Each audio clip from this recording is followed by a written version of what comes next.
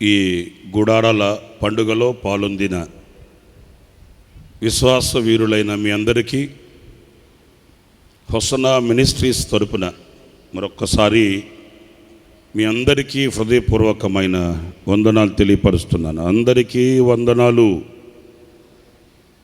అలాగే వేదిక మీద ఉన్న దైవజనులు, పరిశుద్ధులు, ఆత్మపూర్ణులు, అనుభవపూర్ణులైన సేవకులందరికీ కూడా నా హృదయపూర్వకమైన శుభాలు తెలియపరుస్తున్నాను. వారికి వందనాలు తెలియపరుస్తూ ఉన్నాను. మరి శుభరాత్రి మనమంతా సజీవులుగా చేరి ఈ సజీవుల దేశంలో సజీవుడైన ప్రభుని ఆరాధించే గొప్ప భాగ్యం దేవుడు మనకు అనుగ్రహించాడు. మనకంటే ధనము బలము కలిగిన జనము ఎందరో ఈ లోకాన్ని విడిచిపెట్టి వెళ్ళిపోయారు, ఎందరో లోకంలో కలిసిపోయారు. ఎంచి చూస్తే మంచి మనలో లేకపోయినప్పటికీ కూడా అభాగ్యులం అయోగ్యులమైన మన ఎడల తన విస్తారమైన కృపను ఆయన ప్రసాదించి ఈ రాత్రి ఈ రీతిగా మన ప్రభుని స్తుతించే గొప్ప భాగ్యాన్ని ప్రభు మనకు అనుగ్రహించాడు. మనం ఎంతైనా కృతజ్ఞులం. ఈ సంవత్సరం మనతో ప్రారంభంలో మనతో అడుగులు వేసిన వాళ్ళు ఈ దినాన వారు లేకపోయినప్పటికీ ఈ రీతిగా గళమెత్తి స్వరమెత్తి ప్రభుని ఆరాధిస్తూ ఆనందిస్తూ ప్రభుని సేవించేటట్లు ప్రభు మనకిచ్చిన ఈ కృప, ప్రభు మనకిచ్చిన జీవం, ప్రభు మనకు అనుగ్రహించిన ఈ అభిషేకం ఎంతో ఉన్నతమైనది, శ్రేష్టమైనది. మరి గత 3 రోజులుగా ప్రభు సన్నిధిలో ఆనందిస్తూ వస్తూ ఉన్నాము. ఈ చివరి రాత్రి, రేపు రాత్రి ఉండదు కనుక ఇది చివరి రాత్రి, పరిశుద్ధాత్మునికి మనల్ని మనం అప్పగించుకొని పూర్ణంగా ఆయనకి సమర్పించుకొని ప్రభు మనతో మాట్లాడే ప్రతి మాట కూడా మన యావత్ జీవితం మీద ప్రభావితం అవ్వడేటట్లుగా మన హృదయపు తలుపులు తెరవవలసిన అవసరం ఎంతైనా కూడా ఉంది. ఎందుకంటే వాక్యం అనేది అంతరంగంలోనికి వెళితే అంతరంగంలోనికి వెళ్ళిన వాక్యం మనలో పూర్ణతను, సంపూర్ణతను కలిగిస్తుంది. ఈ సంపూర్ణతని, పూర్ణతని కలిగించే వాక్యం అంతరంగంలోనికి వెళ్ళనివ్వకుండా దుష్టుడైన వాడు క్రియ చేస్తుంటాడు. అంతరంగపు తలుపులను లేక హృదయపు తలుపులను మూసివేస్తాడు.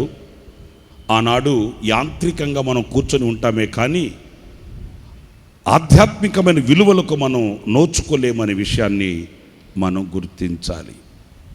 మన ఆత్మీయ తండ్రి దైవజనులు లేసన్న గారు ఎప్పుడు చెప్తుంటారు, ఆయన వర్షం పడేటప్పుడు ఒక పాత్ర బోర్ల పడి ఉంటే ప్రచండమైన వర్షం కురిసినా కూడా ఆ పాత్ర నిండదు. ఎందుకంటే ఆ పాత్ర బోర్ల పడి ఉంది కనుక ప్రచండమైన వర్షమే కురిసినా వ్యర్థమైపోతుందే కానీ అందులో ఆశీర్వాదం కనిపించదు. అదే పాత్ర రైట్ పొజిషన్లో ఉందనుకోండి, సరి అయిన రీతిలో ఉందనుకోండి, 4 చినుకులు పడగానే ఆ పాత్ర నిండిపోద్ది, గుండె నిండిపోద్ది, బ్రతుకు ఆశీర్వాదకరంగా మలచబడిపోద్ది.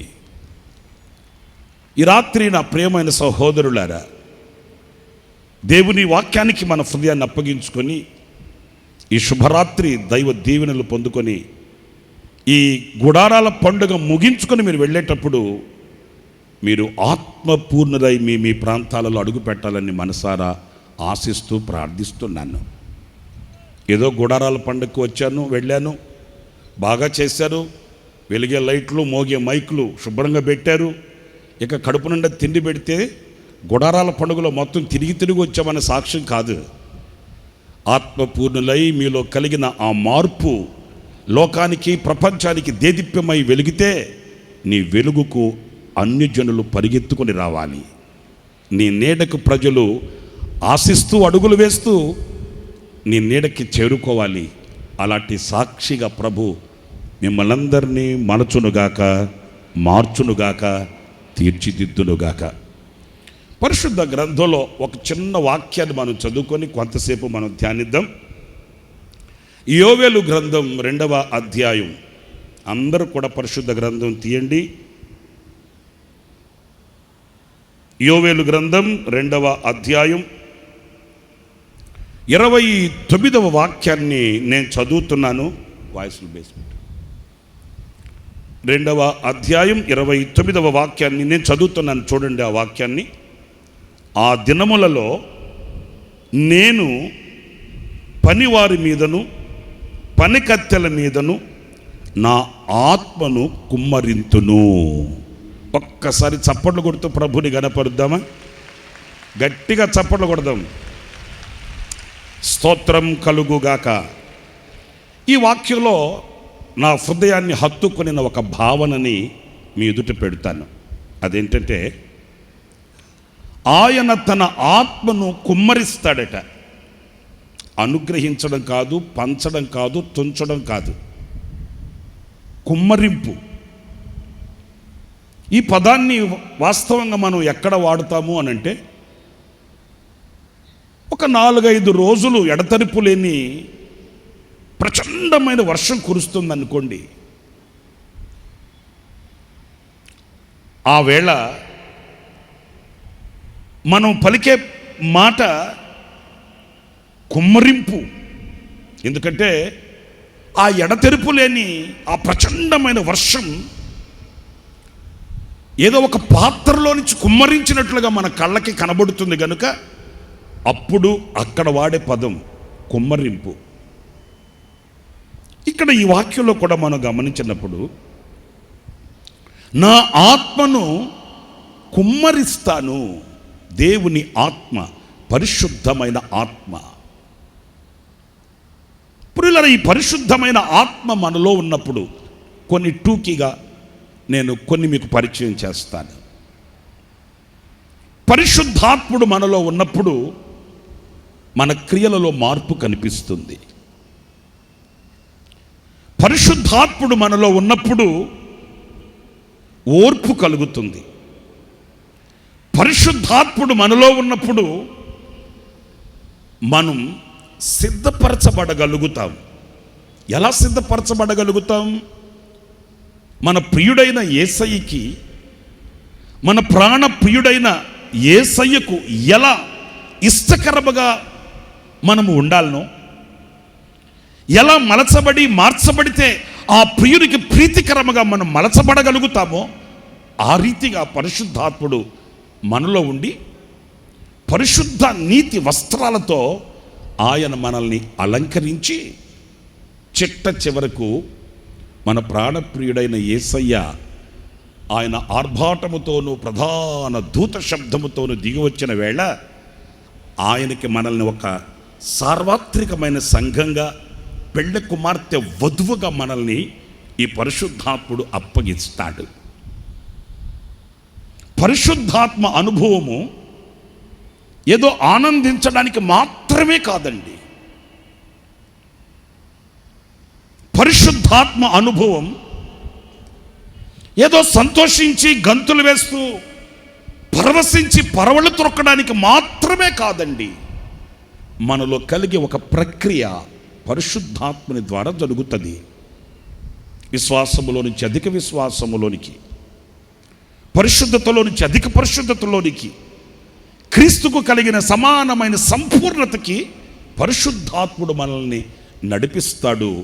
సర్వసత్యములోనికి ఆయన మనల్ని తీసుకొని వెళ్తాడు.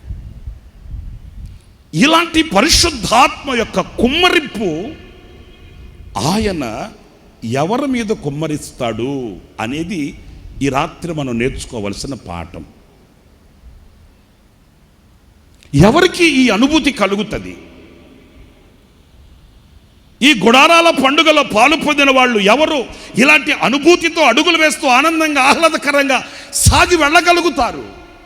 వారిలో ఎలాంటి లక్షణాలు కనబడాలి అనేది ఈ వాక్యం మనకు స్పష్టతనిస్తుంది. ఈ వాక్యంలో పనివారి మీదను పనికత్తెల మీదను అనే మాట మనం ధ్యానించాలండి.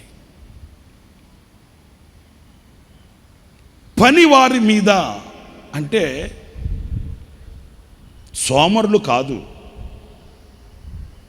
ఏదో దాట వేసుకుంటూ కాలం ఇలాగే సాగుతుందని, రోజులు రాజులై కూర్చుంటాయని, లోకములో ఏదో ఆస్తులతో అంతస్తులతో భోగభాగ్యాలతో సిరి సంపదలతో తొలతూగుతూ లోకంలో పెద్దపీట మీద నిలిచి పెద్ద మనుషులుగా చలామణి అవుతామని, ఏదో కాలాన్ని చేతులు పట్టుకొని సాగుతున్న వాళ్ళకి కానే కాదండి.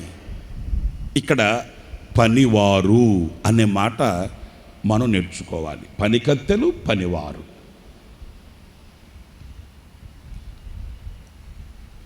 మరి పని అనేది మనం కలిగి ఉండాలి అన్నప్పుడు ఏ పని కలిగి ఉండాలి?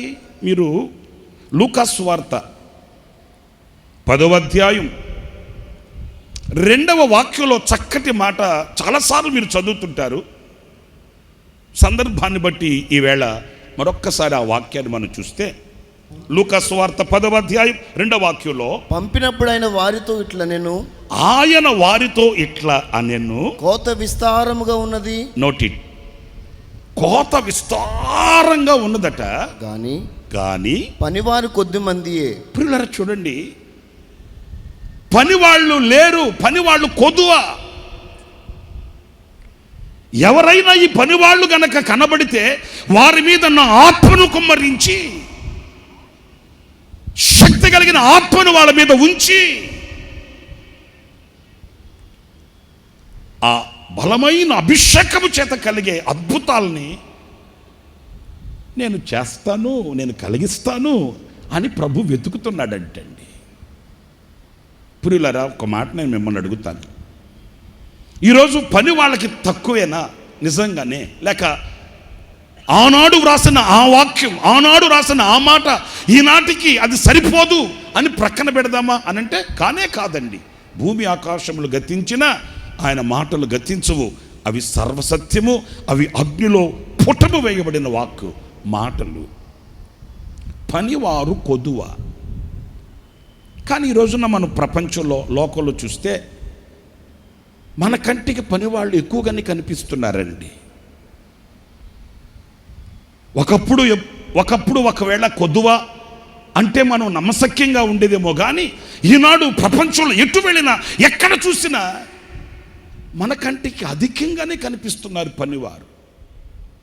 నేను మీకు ఒక చిన్న విషయం చెప్తాను. నేను ఒక పల్లెటూరులో పుట్టి పెరిగిన వాడిని. సంవత్సరానికి ఒకసారి మా ఊర్లో స్వార్థ కూడికలు ఏర్పాటు చేసుకునేవాళ్ళు, ఊరు మొత్తం కలిసి. దానికి మా పెద్దలు ఏ ఊర్లో గొప్ప దైవజనులు, గొప్పగా వాడబడే వాళ్ళు ఉన్నారు అని వెతికి వెతికి వెతికి చక్కగా వాక్యం చెప్పగలిగిన వాళ్ళని పిలిపించి ఒక 3 రోజుల పాటు మా ఊర్లో సభలు ఏర్పాటు చేసేవాళ్ళు. ప్రియులారా, నేను అనుభవించాను కనుక చెప్తున్నా. ఆ 3 రోజులు మా ఊర్లో ఎలా ఉండేదంటే ఇలాగే ఉండేది. ఇదిగో ఇలాగే ఉండేది. ఊరు మొత్తం కలిసి వచ్చి ఊరు మొత్తం పండుగ. ఎందుకంటే మరలా మాకు వాక్యం దొరికేది సంవత్సరానికి, మరలా ఈ రీతిగా కూడికలు జరిగేది సంవత్సరానికి. అప్పటికి ఎవడుంటాడో ఎవడు పోతాడో కూడా తెలియదు. ఇక ఆ 3 రోజుల పాటు ఎలా ఉండేదంటే పరలోకమే దిగి వచ్చిందా అన్నట్లు ఆనందంతో, సంతోషంతో, సంబరాలతో అంబరాలంటేటట్లుగా ఆనంద గానాలు వినబడేవి. మీకు ఇంకో మాట చెప్తాను.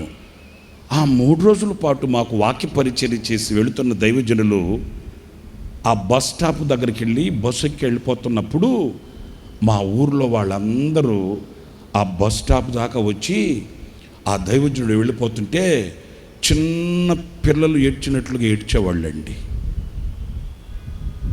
ఏది 3 రోజుల పాటు మా ఊర్లో ఉండి వాక్యం చెప్పి వెళుతున్న దైవజనుడు ఆయన మరలా తమ ఊరికి ఆయన వెళ్ళిపోతుంటే ఊరు మొత్తం కదులొచ్చి ఆయన్ని బస్ ఎక్కి సాగనంపేటప్పుడు చిన్న పిల్లలుగా ఏడ్చినట్లుగా ఏడ్చి ఆయనకి చేతులు ఊపుతూ ఉంటే వారు కూడా కన్నీళ్లు పెట్టి అలా సాగి వెళ్ళేవాళ్ళు.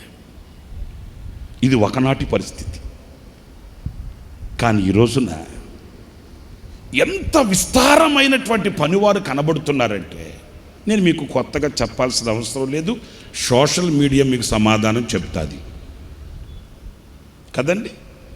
ఎటు వెళ్ళినా సందుకి గొంతుకి ఓయ్ బాబోయ్, మైకులకి మనం పర్మిషన్ ఇవ్వాలనే కానీ చెవులు తూట్లు పడేటట్లుగా ఈ రోజున అనేకమైన ప్రాంతాలలో పలు విస్తారంగా ప్రజలలో మనకు పనివాళ్ళు కనిపిస్తున్నారండి.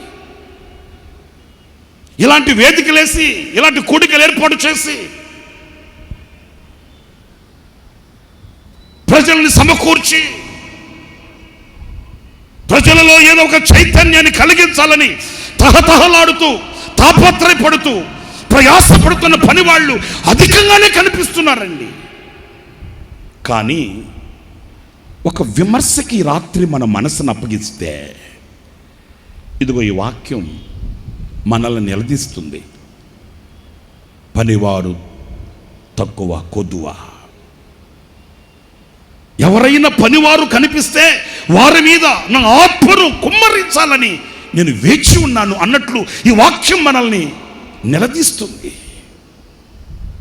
ప్రియులారా, ఒక్క చక్కటి భావనని ఇక్కడ నేను మీ ఎదుట పెడతాను.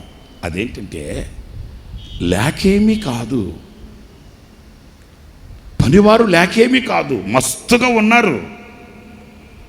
కుప్పలు తెప్పలుగా ఈ రోజున పనివారు కంటికి కనిపిస్తున్నారు. కానీ లేని పనివారు ఎవరు, కొదువైన పనివారు ఎవరు, ఆయనకు కావలసిన పనివారు ఎవరు అనేది ఒక 3 లేక 4 మాటలు క్లుప్తంగా నేను మీ ఎదుట పెడతాను. ఈ వాక్యంతో మన జీవితాన్ని సరిచేసుకుంటే నిశ్చయముగా ఈ రాత్రి ఆత్మ కుమ్మరింపు మన మధ్యలో కలుగునుగాక. ఈ నా కంటి చూపికి కనబడుతున్న ప్రతి ఒక్కొక్కరి మీద బలమైన అభిషేకం దిగవచ్చుగాక. మీ ఒక్కొక్కరిని ఆత్మ అభిషేకం దర్శించుగాక. శక్తి కలిగిన ఆత్మ అభిషేకము చేత ఈ రాత్రి మీరు నింపబడుదురుగాక. ఒక 2-3 మాటలు. మొదటి అనుభవం ఏంటంటే పనివారు ఉన్నారంట, కానీ లేని పనివారు ఎవరయ్యా అంటే ఆయనతో కలిసి పనిచేసే వాళ్ళు లేరంటండి. వింటున్నారా నేను చెప్పే మాట? పని వాళ్ళకి కొదువేమీ లేదు,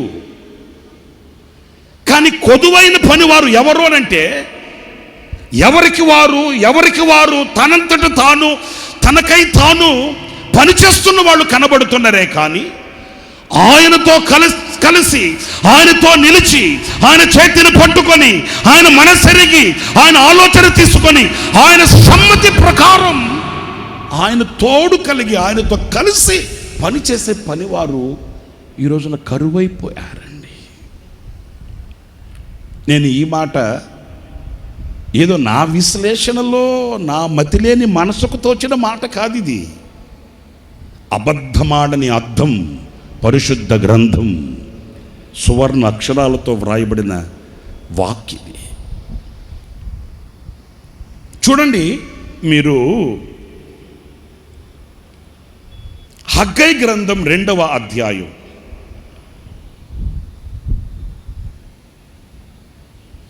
హగ్గై గ్రంథం 2వ అధ్యాయం 4వ వాక్యాన్ని చదివితే, అయినను యెహోవా ఆజ్ఞించినది ఏమనగా, జెరుబ్బాబెలు ఓకే ధైర్యము తెచ్చుకోము, ప్రధాన యాజకుడు యెహోజాదాకు కుమారుడైన యెహోషువ ధైర్యము తెచ్చుకోము, దేశములో ఉన్న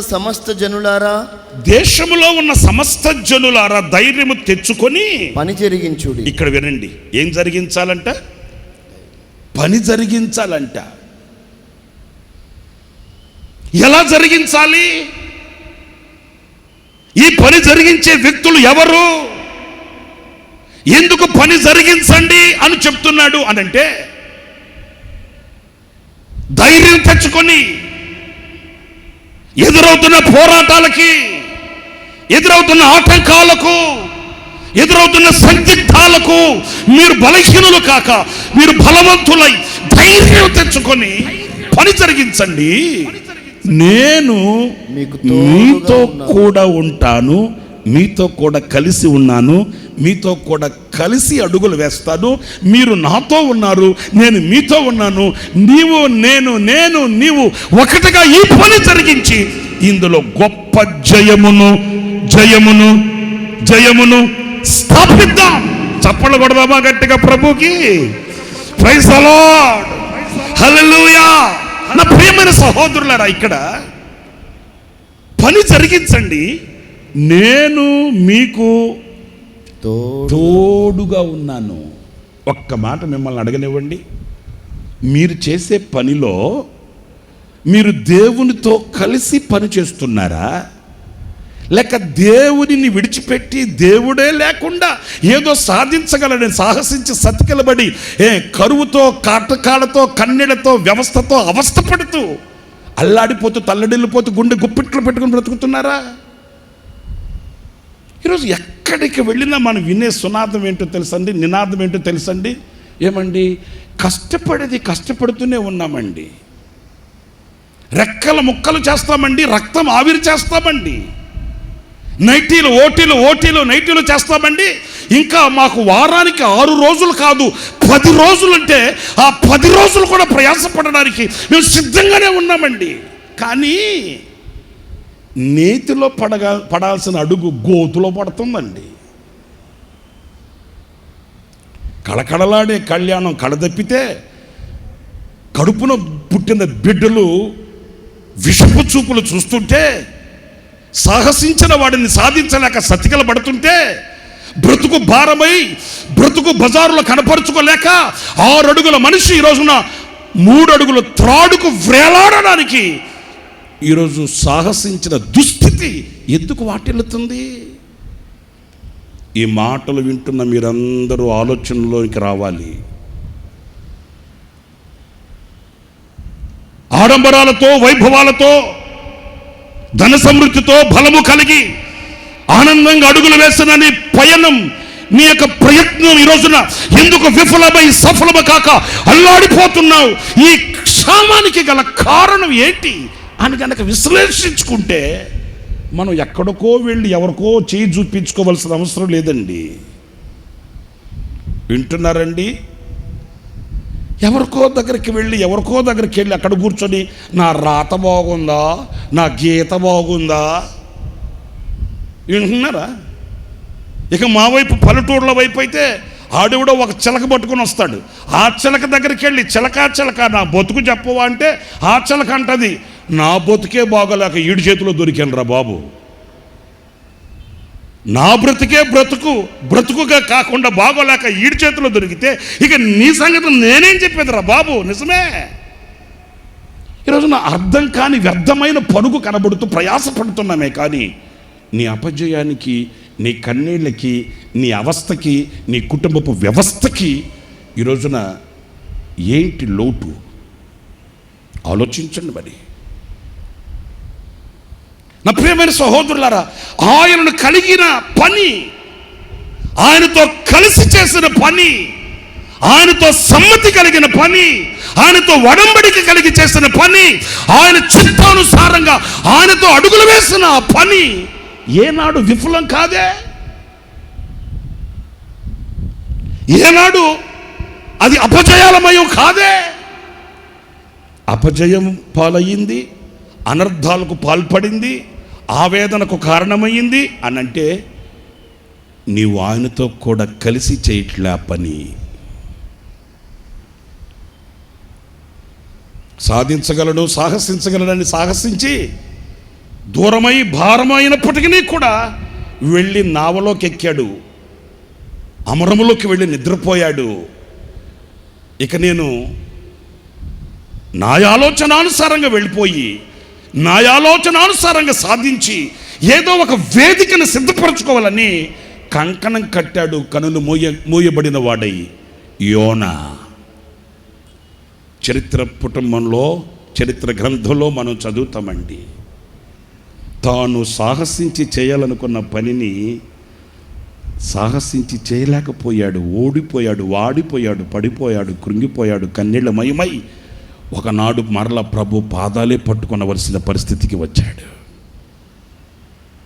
నా ప్రియమైన సహోదరులారా, ఇది నా కర్మ అనే కర్మకాండలో కాటికి కాడు సాపుతున్నవే కానీ ఈ కర్మకాండలో నుంచి విడిపించగలిగిన కరుణా సంపన్నుడు కరములు చాచి కలువరి గిరిలో ఆయన నిన్ను పిలుస్తున్న కనికరము కలిగిన పిలుపుకి ఎందుకు మనస్సులేక, గ్రహించలేక, ఆయనతో చేతులు కలపలేక ఒంటరి పయనములో ఎందుకు నీవు కృంగిపోతున్నావు అనేది ఈ గుడారాల పండుగ ఈ చివరి రాత్రి కూడికలో నీవు గ్రహించాలి. ఆయనతో కలిసి ఒకసారి ఫిలిస్తీయులు ఇశ్రాయేలీయుల మీద దండెత్తారండి. చరిత్రలో మనం చదువుతాం. ఇవన్నీ మనం చదువుకునే పాఠ్యాలే, మనం చదువుకుంటున్న లేఖనాలే. కానీ మన జీవితానికి వాక్యాన్ని సరిపోల్చుకొని సరిచూసుకొని కనుక బ్యారేజ్ వేసుకోగలిగితే మన బ్రతుకు బట్టబయలవుతుందండి. ఓ ఫిలిస్తీయులు ఒకసారి ఇశ్రాయేలీయుల మీద దండెత్తారు. ఆనాడు దావీదు రాజుగా ఉన్నాడు. ఈ దావీదుకి ఒక ఆలోచన వచ్చిందండి. ఏంటి సమస్య? ఇది ఒకనాటి సమస్య కాదే, పలుమార్లు రిపీట్ అవుతుంది ఈ సమస్య. నేను వెళుతున్నాను, యుద్ధం చేస్తున్నాను, వస్తున్నాను, తొలగిపోయిందిలే, సమస్య పోయిందిలే, కన్నీళ్లు తొలగాయిలే, అక్కర్లు తీరాయిలే, ఆకలి తీరిందిలే, నిద్ర పట్టిందిలే, ఇల్లు కుదిరిందిలే అని అనుకుంటున్నంతలో ఆశల వలయాలలో నేను ఆనందించక మునిపే అడయాసలైపోతున్నాయి ఆశలన్నీ. ఏంటిది? ఈ సమస్యకి కారణం ఏంటి అని మరలా ప్రభు దగ్గరికి వెళ్ళి ప్రభుని విన్నపించుకున్నాడు. లేఖనాల్లో మనం చదువుతాము. చక్కటి పాఠం ఏంటో తెలుసండి. దేవుడు అన్నాడు, దావీదు ఓ పని చేయి, పలుమార్లు ఈ సమస్యతో సందిగ్ధాల మధ్య అల్లాడిపోయేదానికంటే కొంచెం ఓపిక పట్టు. ఈసారి ఈ సమస్యకు పరిష్కారం కలగాలంటే ఈ యుద్ధంలోకి నీతో కూడా కలిసి నేను వస్తాను. చప్పట్లు కొట్టకపోయారా? అయ్యో గట్టిగా కొట్టండి, గట్టిగా కొట్టండి. ఎవరు వస్తారట? మీరు చెప్పండి, ఎవరు వస్తారటండి? నీతో నేను వస్తాను, నీతో నేను కలుస్తాను, నీతో నేను నిలుస్తాను, నీ ప్రక్కనే నేను ఉంటాను. నీవు కలిసి ఈ యుద్ధ రంగంలోనికి వెళదాం. ఈ సమస్య ఎలా పరిష్కారం కాదో నేను చూపిస్తాను అన్నట్లుగా దేవుడు దావీదుతో చెప్పాడు. నా మనసులో ఎప్పుడు తోచే ఒక భావన చెప్తాను చూడండి. దావీదుతో దేవుడు అన్నాడు, ఆ కంబళ చెట్ల దగ్గరికి వెళ్ళి మౌనంగా కూర్చో, నేను వచ్చేటంత వరకు కాస్త ఓపిక పట్టు, నేను వచ్చే సమయాన నీవు కూడా లేచి నాతో కూడా కలిసి వస్తే మనం వెళదాం అన్నాడండి. వాస్తవంగా అప్పుడు దావీదు ఏమనాలి? ప్రభువా, వీళ్ళు చెలరేగిపోతున్నారు, దుమ్మెత్తుతున్నారు, కాలెత్తుతున్నారు, వాళ్ళ నోటికి హద్దు ఆపులు లేకుండా అయిపోయింది. ఇప్పుడు గనక నేను మౌనంగా చేతగాని వాడి వాళ్ళు కూర్చున్నానే అనుకో, వాళ్ళు ఏమనుకుంటారంటే అయిపోయిందిరా వాడి పని, చేతగాని వాడైపోయాడు, ఏదో బలం ఉన్నట్లు, ఏదో శక్తి ఉన్నట్లు విర్రవీగాడు. మరి ఈరోజున్న చేతగాని వాడి వలె మౌనంగా కూర్చున్నాడంటే అతనిలో ఉన్న శక్తి ఏమైంది అని నేను నవ్వులు పాలైపోతాను కదయ్యా. అయినా ఒక చిన్ని రాతితో ఈ ఫిలిస్తీయుల సర్దార్ని హతమార్చిన వాడిని, ఒకప్పుడు సింహాన్ని చీల్చిన వాడిని, ఎలుగుబంటిని చీల్చిన వాడిని, ఇంత పరాక్రమము కలిగి ఇంత రోషము కలిగిన రౌద్రుడనైన నేను ఏమీ చేయకుండా మౌనంగా వెళ్ళి అక్కడ కూర్చుంటే ఎంత అవమానంగా ఉంటుంది ప్రభువా అని కథ అడగాలి. ప్రియులారా, మనం నేర్చుకోవలసిన చక్కటి పాఠం ఏంటంటే, దావీదు ఇలాంటి మాటలు ఏవి కూడా మాట్లాడలేదండి.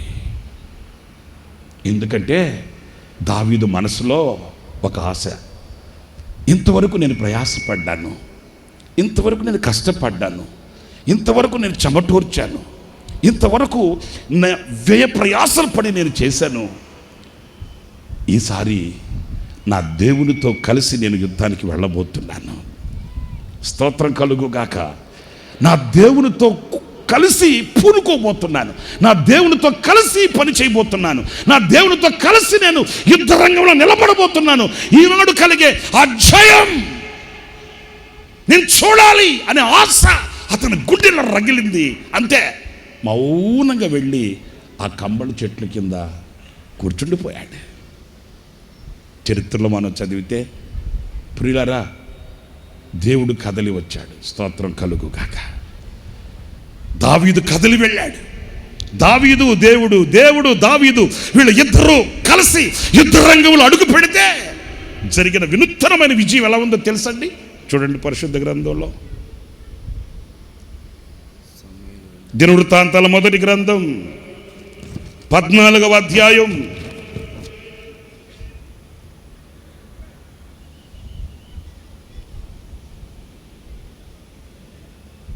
15వ వాక్యం దగ్గర నుంచి చదువుతారండి.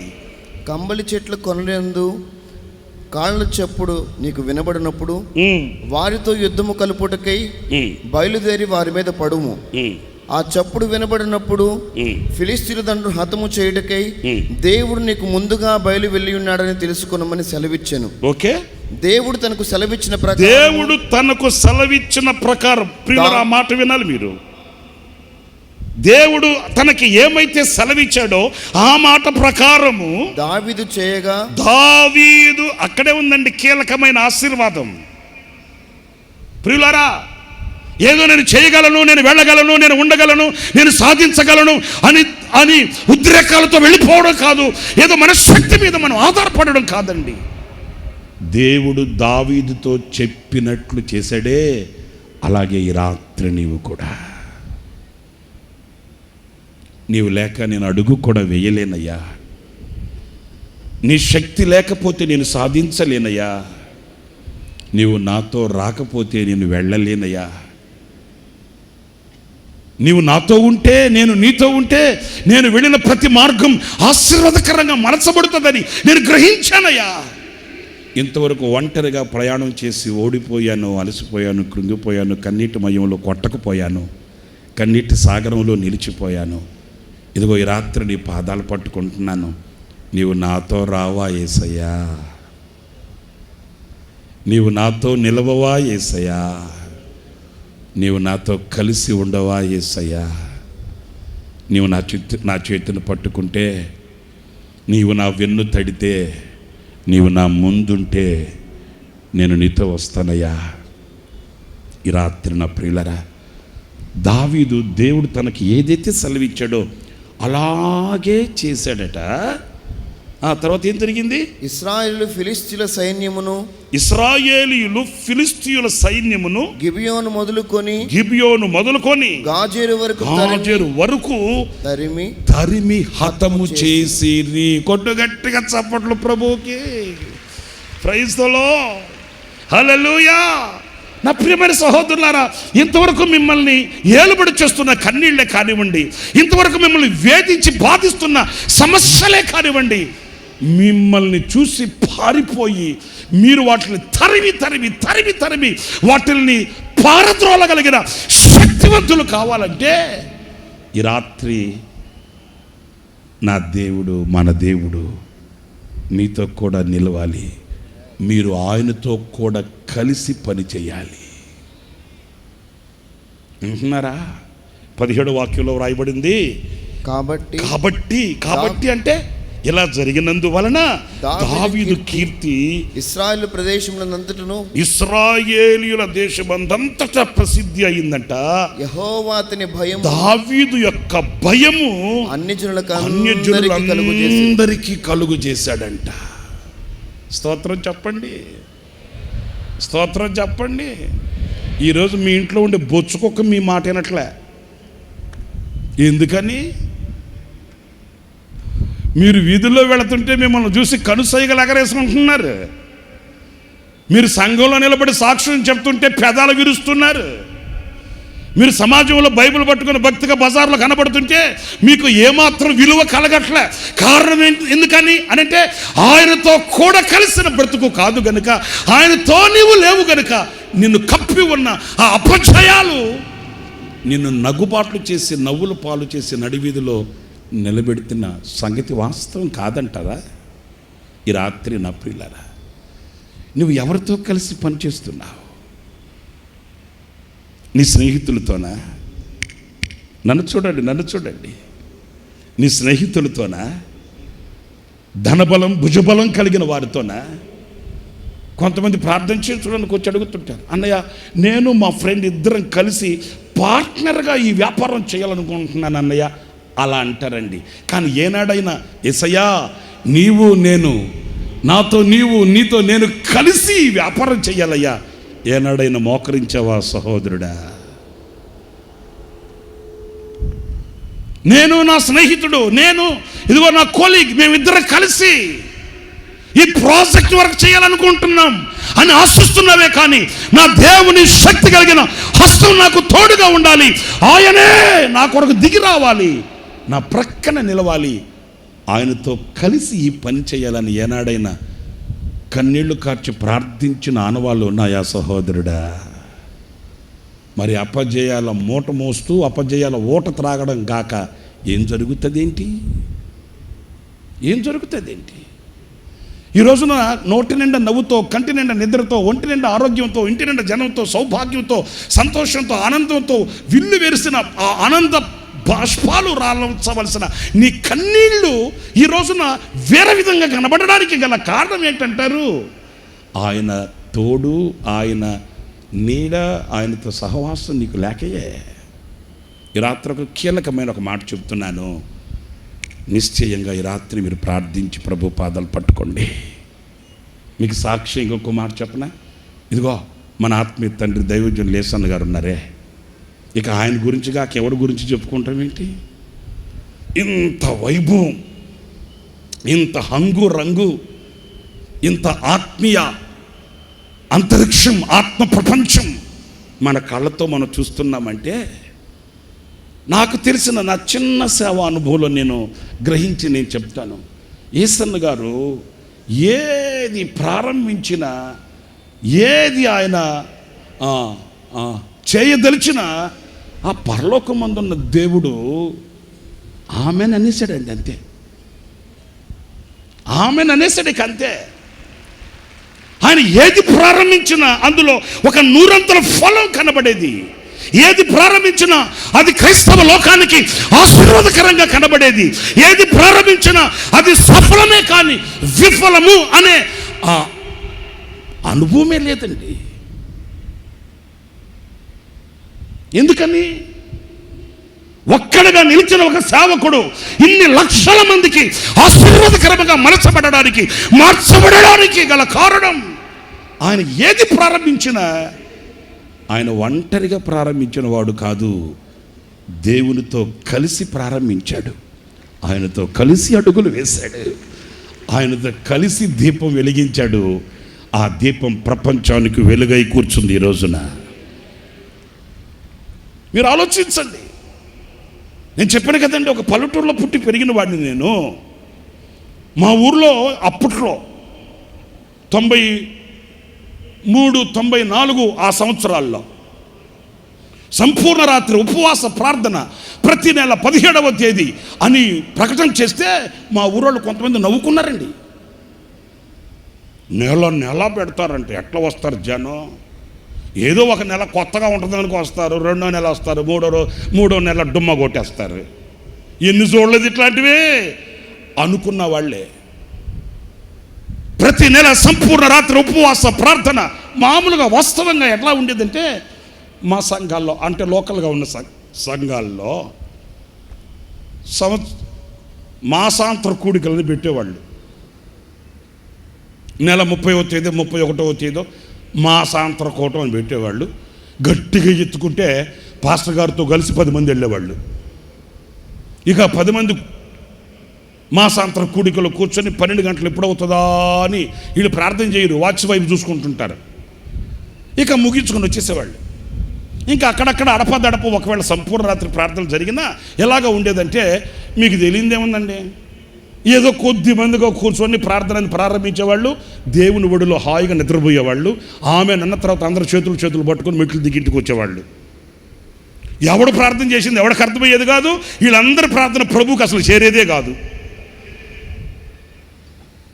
అలాంటి క్లిష్ట పరిస్థితులలో, అలాంటి ఆచారపు ముసుగు ఏలుబడి చేస్తున్న ఆ దినాలలో ఒక చైతన్యం కలిగేటట్లు, ఒక ప్రభంజనం ఏర్పరచబడేటట్లు, ఒక చైతన్యంతో ప్రజలు ఆశీర్వాదానికి యోగ్యులయ్యేటట్లు యేసన్న గారు ఏది ఒక సువార్త కూడికి కదా ప్రజల్ని పోగు చేసినట్లు లక్షల వేల మందిని సువార్త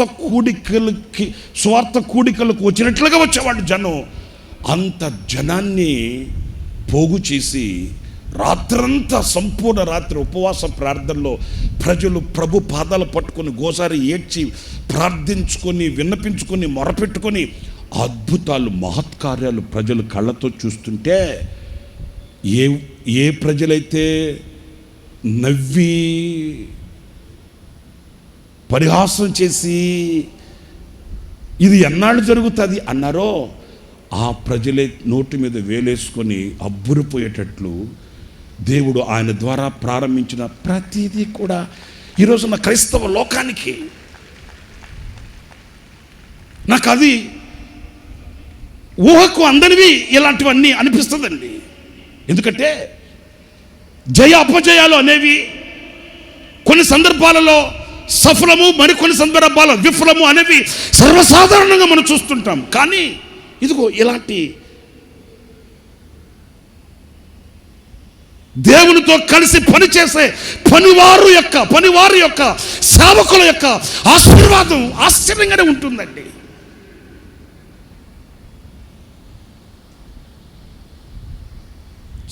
క్రొత్త సంవత్సరంలోకి వెళ్ళే ముందు వింటున్నట్టు నటిస్తున్నారా? వింటున్నారండి? కొత్త సంవత్సరంలోకి వెళ్ళే ముందు ఒక కొత్త పాట పాడుకుంటూ క్రొత్త గీతం పాడుకుంటూ కొత్త సంవత్సరంలోకి స్థుతించుకుంటూ వెళదామని ఆయన మొట్టమొదటగా ఒక క్రొత్త పాట రాసుకుని కొత్త పాట పాడుకుంటూ కొత్త సంవత్సరంలోకి వెళదామని ప్రారంభించాడా? ఈరోజు కొత్త పాట లేని కొత్త సంవత్సరం ఏంటో ఒకటి చెప్పండి చూద్దాం. కొత్త పాట లేని కొత్త సంవత్సరం ఒకటి చెప్పండి. ఓ క్రొత్త పాట పాడుకుంటూ ఆనందంగా ఆయన కొత్త సంవత్సరంలో ఆరాధించుకుంటూ ప్రభుకు ఒక క్రొత్త పేరు పెట్టుకొని ఆయన అడుగు పెట్టడం, ఆయన ఆనాడు ప్రారంభించిన ఆ ఆశీర్వాదకరమైన ఆ పరిచర్య ఈరోజు క్రైస్తవ లోకాన్ని అలుముకుంది.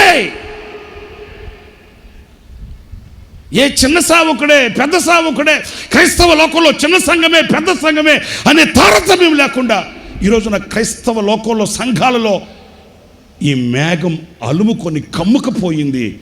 ఈరోజున సంఘాలన్నింటిలో క్రొత్త కీర్తన పాడుకుంటూ క్రొత్త గీతం ఆలపించుకుంటూ ఆనందంగా క్రొత్త సంవత్సరంలోకి వెళ్ళి ఆనందంతో ఆశీర్వాదకరంగా దేవుని సన్నిధిలో నిలవగలిగిన ఆ మొట్టమొదటి అడుగులు ఎంత ఘనమైనవో చూడండి. ప్రతి సంవత్సరం ఆగస్టు 15వ తేదీ అందరికీ ఖాళీగా ఉంటుంది కనుక అందరిని పోగు చేసి ప్రజలందరినీ పోగు చేసి రాష్ట్రం కొరకు, దేశం కొరకు, ప్రజల కొరకు, నాయకుల కొరకు, కాపర్ల కొరకు ఘనమెత్తి స్వరమెత్తి ప్రార్థన చేద్దాం అని ఆయన మనస్సులో మెదిలిన ఆ దివ్యమైన ఆలోచన చిన్నదిగా కొద్దిగా ప్రారంభించాడు. ఆ ఆగస్టు 15వ తేదీ ప్రారంభంలో రాష్ట్ర వ్యాప్త ప్రార్థనా వీరుల సమావేశం అని పెట్టాడు యేసన్న గారు. అంటే రాష్ట్రానికి సరిపడేటట్లు అన్నట్లు రాష్ట్ర వ్యాప్త ప్రార్థనా వీరుల సమావేశం అని పెట్టి ప్రజల్ని పోగు చేసి దేశ క్షేమం కొరకు, ప్రజల కొరకు, నాయకుల కొరకు, కాపర్ల కొరకు, సంఘాల కొరకు, సంక్షేమం కొరకు చేతులెత్తి ప్రార్థన చేస్తుంటే నా కళ్ళతో నేను చూశానండి. రాజకీయ నాయకులు ప్రార్థన చేయించుకోవడానికి ఆ ప్రార్థనా వీరుల సమావేశ కూడికకు వచ్చి ఆ నాయకుల నోట వచ్చిన ఒక మాట చెప్పనా, ఎందరో నాయకులు సేవకులను చూసాము, ఎన్నో సంఘాలను చూసాము. ఈవేళ ఈ స్వతంత్ర దినోత్సవ శుభ సందర్భాన ఇన్ని లక్షల మందిని పోగు చేసి దేశం కొరకు, రాష్ట్రం కొరకు, నాయకుల కొరకు, కాపర్ల కొరకు ప్రార్థన చేసే ఒక పనివాడిని ఇప్పుడే మేము కొత్తగా చూస్తున్నామండి అని నాయకుల నోట ప్రశంసించబడిన ఒక పనివాడు మన ఆత్మీయ తండ్రి దైవజనులు యేసన్న గారండి. ఈ రోజున అదే ప్రార్థన వీరుల సమావేశమే కానివ్వండి, రాష్ట్రాలలో అక్కడక్కడ ప్రార్థన సమూహాలుగా కూడుకొని రాష్ట్రం, దేశం కొరకు చేతులెత్తి ప్రార్థన చేసే ఒక ప్రార్థన ఆత్మ కానివ్వండి, ఇవన్నీ నేను ఎందుకు చెప్తున్నాను? ఆయనతో కలిసి చేసిన పని ఏదైనప్పటికీ కూడా అది శిఖరాల మీద కనబడుతుందే కానీ శిథిలమైపోదు.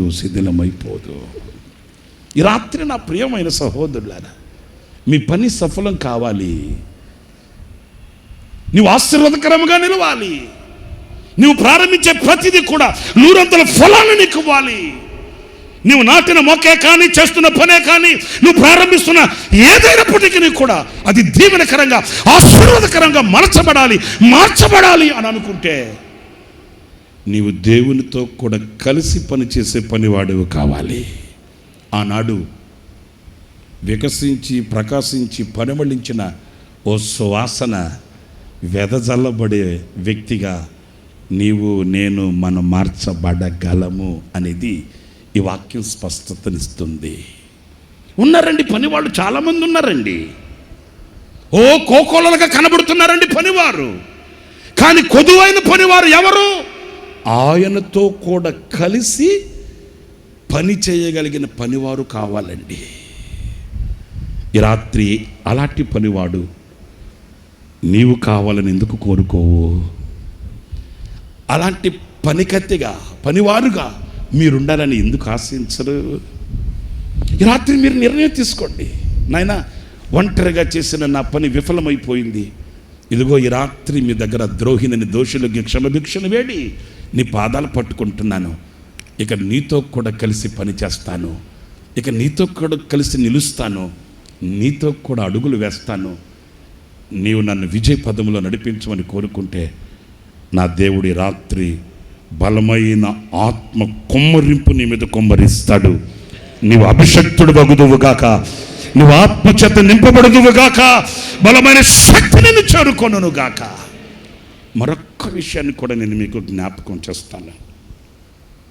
అదేంటంటే, రెండవది, మార్కు సువార్తలో చాలా విలువైన మాట. మార్కు సువార్త 13వ అధ్యాయం 34వ వాక్యం చదువుతారండి, వినండి జాగ్రత్తగాను. ఒక మనుషుడు తన దాసులకు అధికారం ఇచ్చి, ఒక మనుషుడు తన దాసునికి అధికారం ఇచ్చి, ప్రతి వానికి నేను చదువుతాను. ఒక మనుష్యుడు అంటే ఒక యజమానుడు అనుకోండి, తన దాసునికి అధికారం ఇచ్చి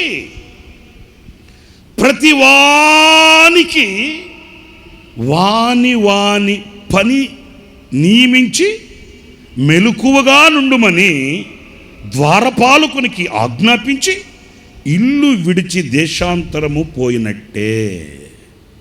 ఇక్కడ మనం నేర్చుకోవాల్సిన పాఠం, మన సందర్భం ఏంటంటే, ఈయన దేశాంతరం వెళుతూనట, జాగ్రత్తగా ఈ మాటను గమనించాలి. ప్రతివానికి వాని పని నియమించి, వాని పని, వింటున్నారా నేను చెప్పే మాట? ఏం పని? అందరు చెప్పండి, ఏం పని? వాని పని. అంటే ప్రతి వానికి తాను చేయగలిగిన పని ఆయన అప్పగించాడంట. ఈ సందర్భంలో నేను మీతో చెప్పాలనుకున్నది, నా మనసుని పట్టుకున్న మాట ఏంటో తెలుసండి, ఎవరి పని వాళ్ళకి అప్పగించాడు ఆయన. ఇప్పుడు చాలామంది పని వాళ్ళు ఉన్నారు, కానీ ఎవరి పని వాళ్ళు చేసే పని వాళ్ళు కనబడట్లే. హలో, ఉంటున్నారా? ఉన్నారండి. కంటి నిండా కనబడతారు. ఓ రాత్రి కలలో కూడా కనిపిస్తారు. లోకాన్ని చుట్టుముట్టినట్లుగా కనబడతారు. ఈ రోజున సమృద్ధి అయిన పని వాళ్ళు కనిపిస్తున్నారు, కనబడుతున్నారు అని ఆనందం కలిగేటట్లుగానే ఉంది. కానీ సత్యవాక్యం ఏమంటుంది? పనివాళ్ళు కొద్దువా, కోత విస్తారం, ఆశీర్వాదాలు దండిగా ఉన్నాయి, దీవెనలు సమృద్ధిగా ఉన్నాయి, సంపద సమృద్ధిగా ఉన్నది. కానీ అనుభవించే వాళ్ళు, ఆచరించే వాళ్ళు, స్వాధీనపరుచుకునే వాళ్ళు ఈరోజు నా కరువై కొదువైపోయారు.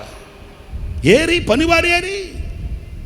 ఏంటి ప్రభువా ఎంతమంది పనివారు ఉంటే? అయ్యా, కంటి నిండా కనబడుతున్నారే కానీ వారికి అప్పగింపబడిన దానిని చేసేవాళ్ళు ఏరయ్యా. వారి పని వాళ్ళకి అప్పగించాడు. మరి ఆ గురుతర బాధ్యతను గుర్తించి చేసేవాళ్ళు ఏరయ్యా? ఎలాంటి పని వాళ్ళ మీద ఆయన పరిశుద్ధాత్మ శక్తిని కుమ్మరిస్తాడు అనంటే ఇలాంటి పని వాళ్ళు కావాలి. ఈ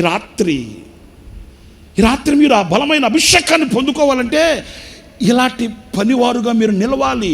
ఇలాంటి పనివారుగా మీరు సిద్ధపడాలి. ఎలాంటి పనివాళ్ళు? తన పని తాను చేసే, దేవుడు తనకు అప్పగించిన, దేవుడు తనకిచ్చిన బాధ్యత, దేవుడు తనకిచ్చిన ఆ గురుతర బాధ్యతని గుర్తించి తనకు అప్పగింపబడిన పని చేయగలిగిన బాధ్యత గల వాళ్ళు కావాలండి. మీరు మరలా భావించొద్దు, నా మీద కోపించొద్దు. పరిశుద్ధ వాక్యం కనుక నేను మీతో ఖండితంగా కాస్త మిమ్మల్ని గిచ్చి గుచ్చి నొప్పింపచేయడానికి, ఒప్పింపచేయడానికి నేను సాహసిస్తున్నాను. దేవుడు మనకిచ్చిన ఆ గురుతర బాధ్యతను గుర్తించి ప్రవర్తిస్తున్నామండి ఈ రోజున. ఏదో నేను ఇలాగా మాట్లాడుతున్నానని మీరు ఏదో ఊరు చూస్తున్నారు కానీ నన్ను దేవుడు మనకు అప్పగించిన పని, దేవుడు మనకిచ్చిన బాధ్యతని, దేవుడు మనకిచ్చిన ఆ గురుతర ఆ కర్తవ్యాన్ని గుర్తించి, అరే నేను దీని కొరకు పిలువబడిన వాడని కదా, దేవుడు నాకు ఇచ్చిన స్థానం కదా, దేవుడు నన్ను ఉంచిన పరిస్థితి కదా, దేవుడు నన్ను ఉంచిన అనుభవం కదా, ఇక్కడ నేను నిలవాలి, ఈ గురుతర బాధ్యతని నేను నెరవేర్చాలన్న ఆశ ఇది ఈ రోజున ఏదండి? కాస్త నేను చొరవతో మాట్లాడుతున్నానండి, అధికారంతో కాదు.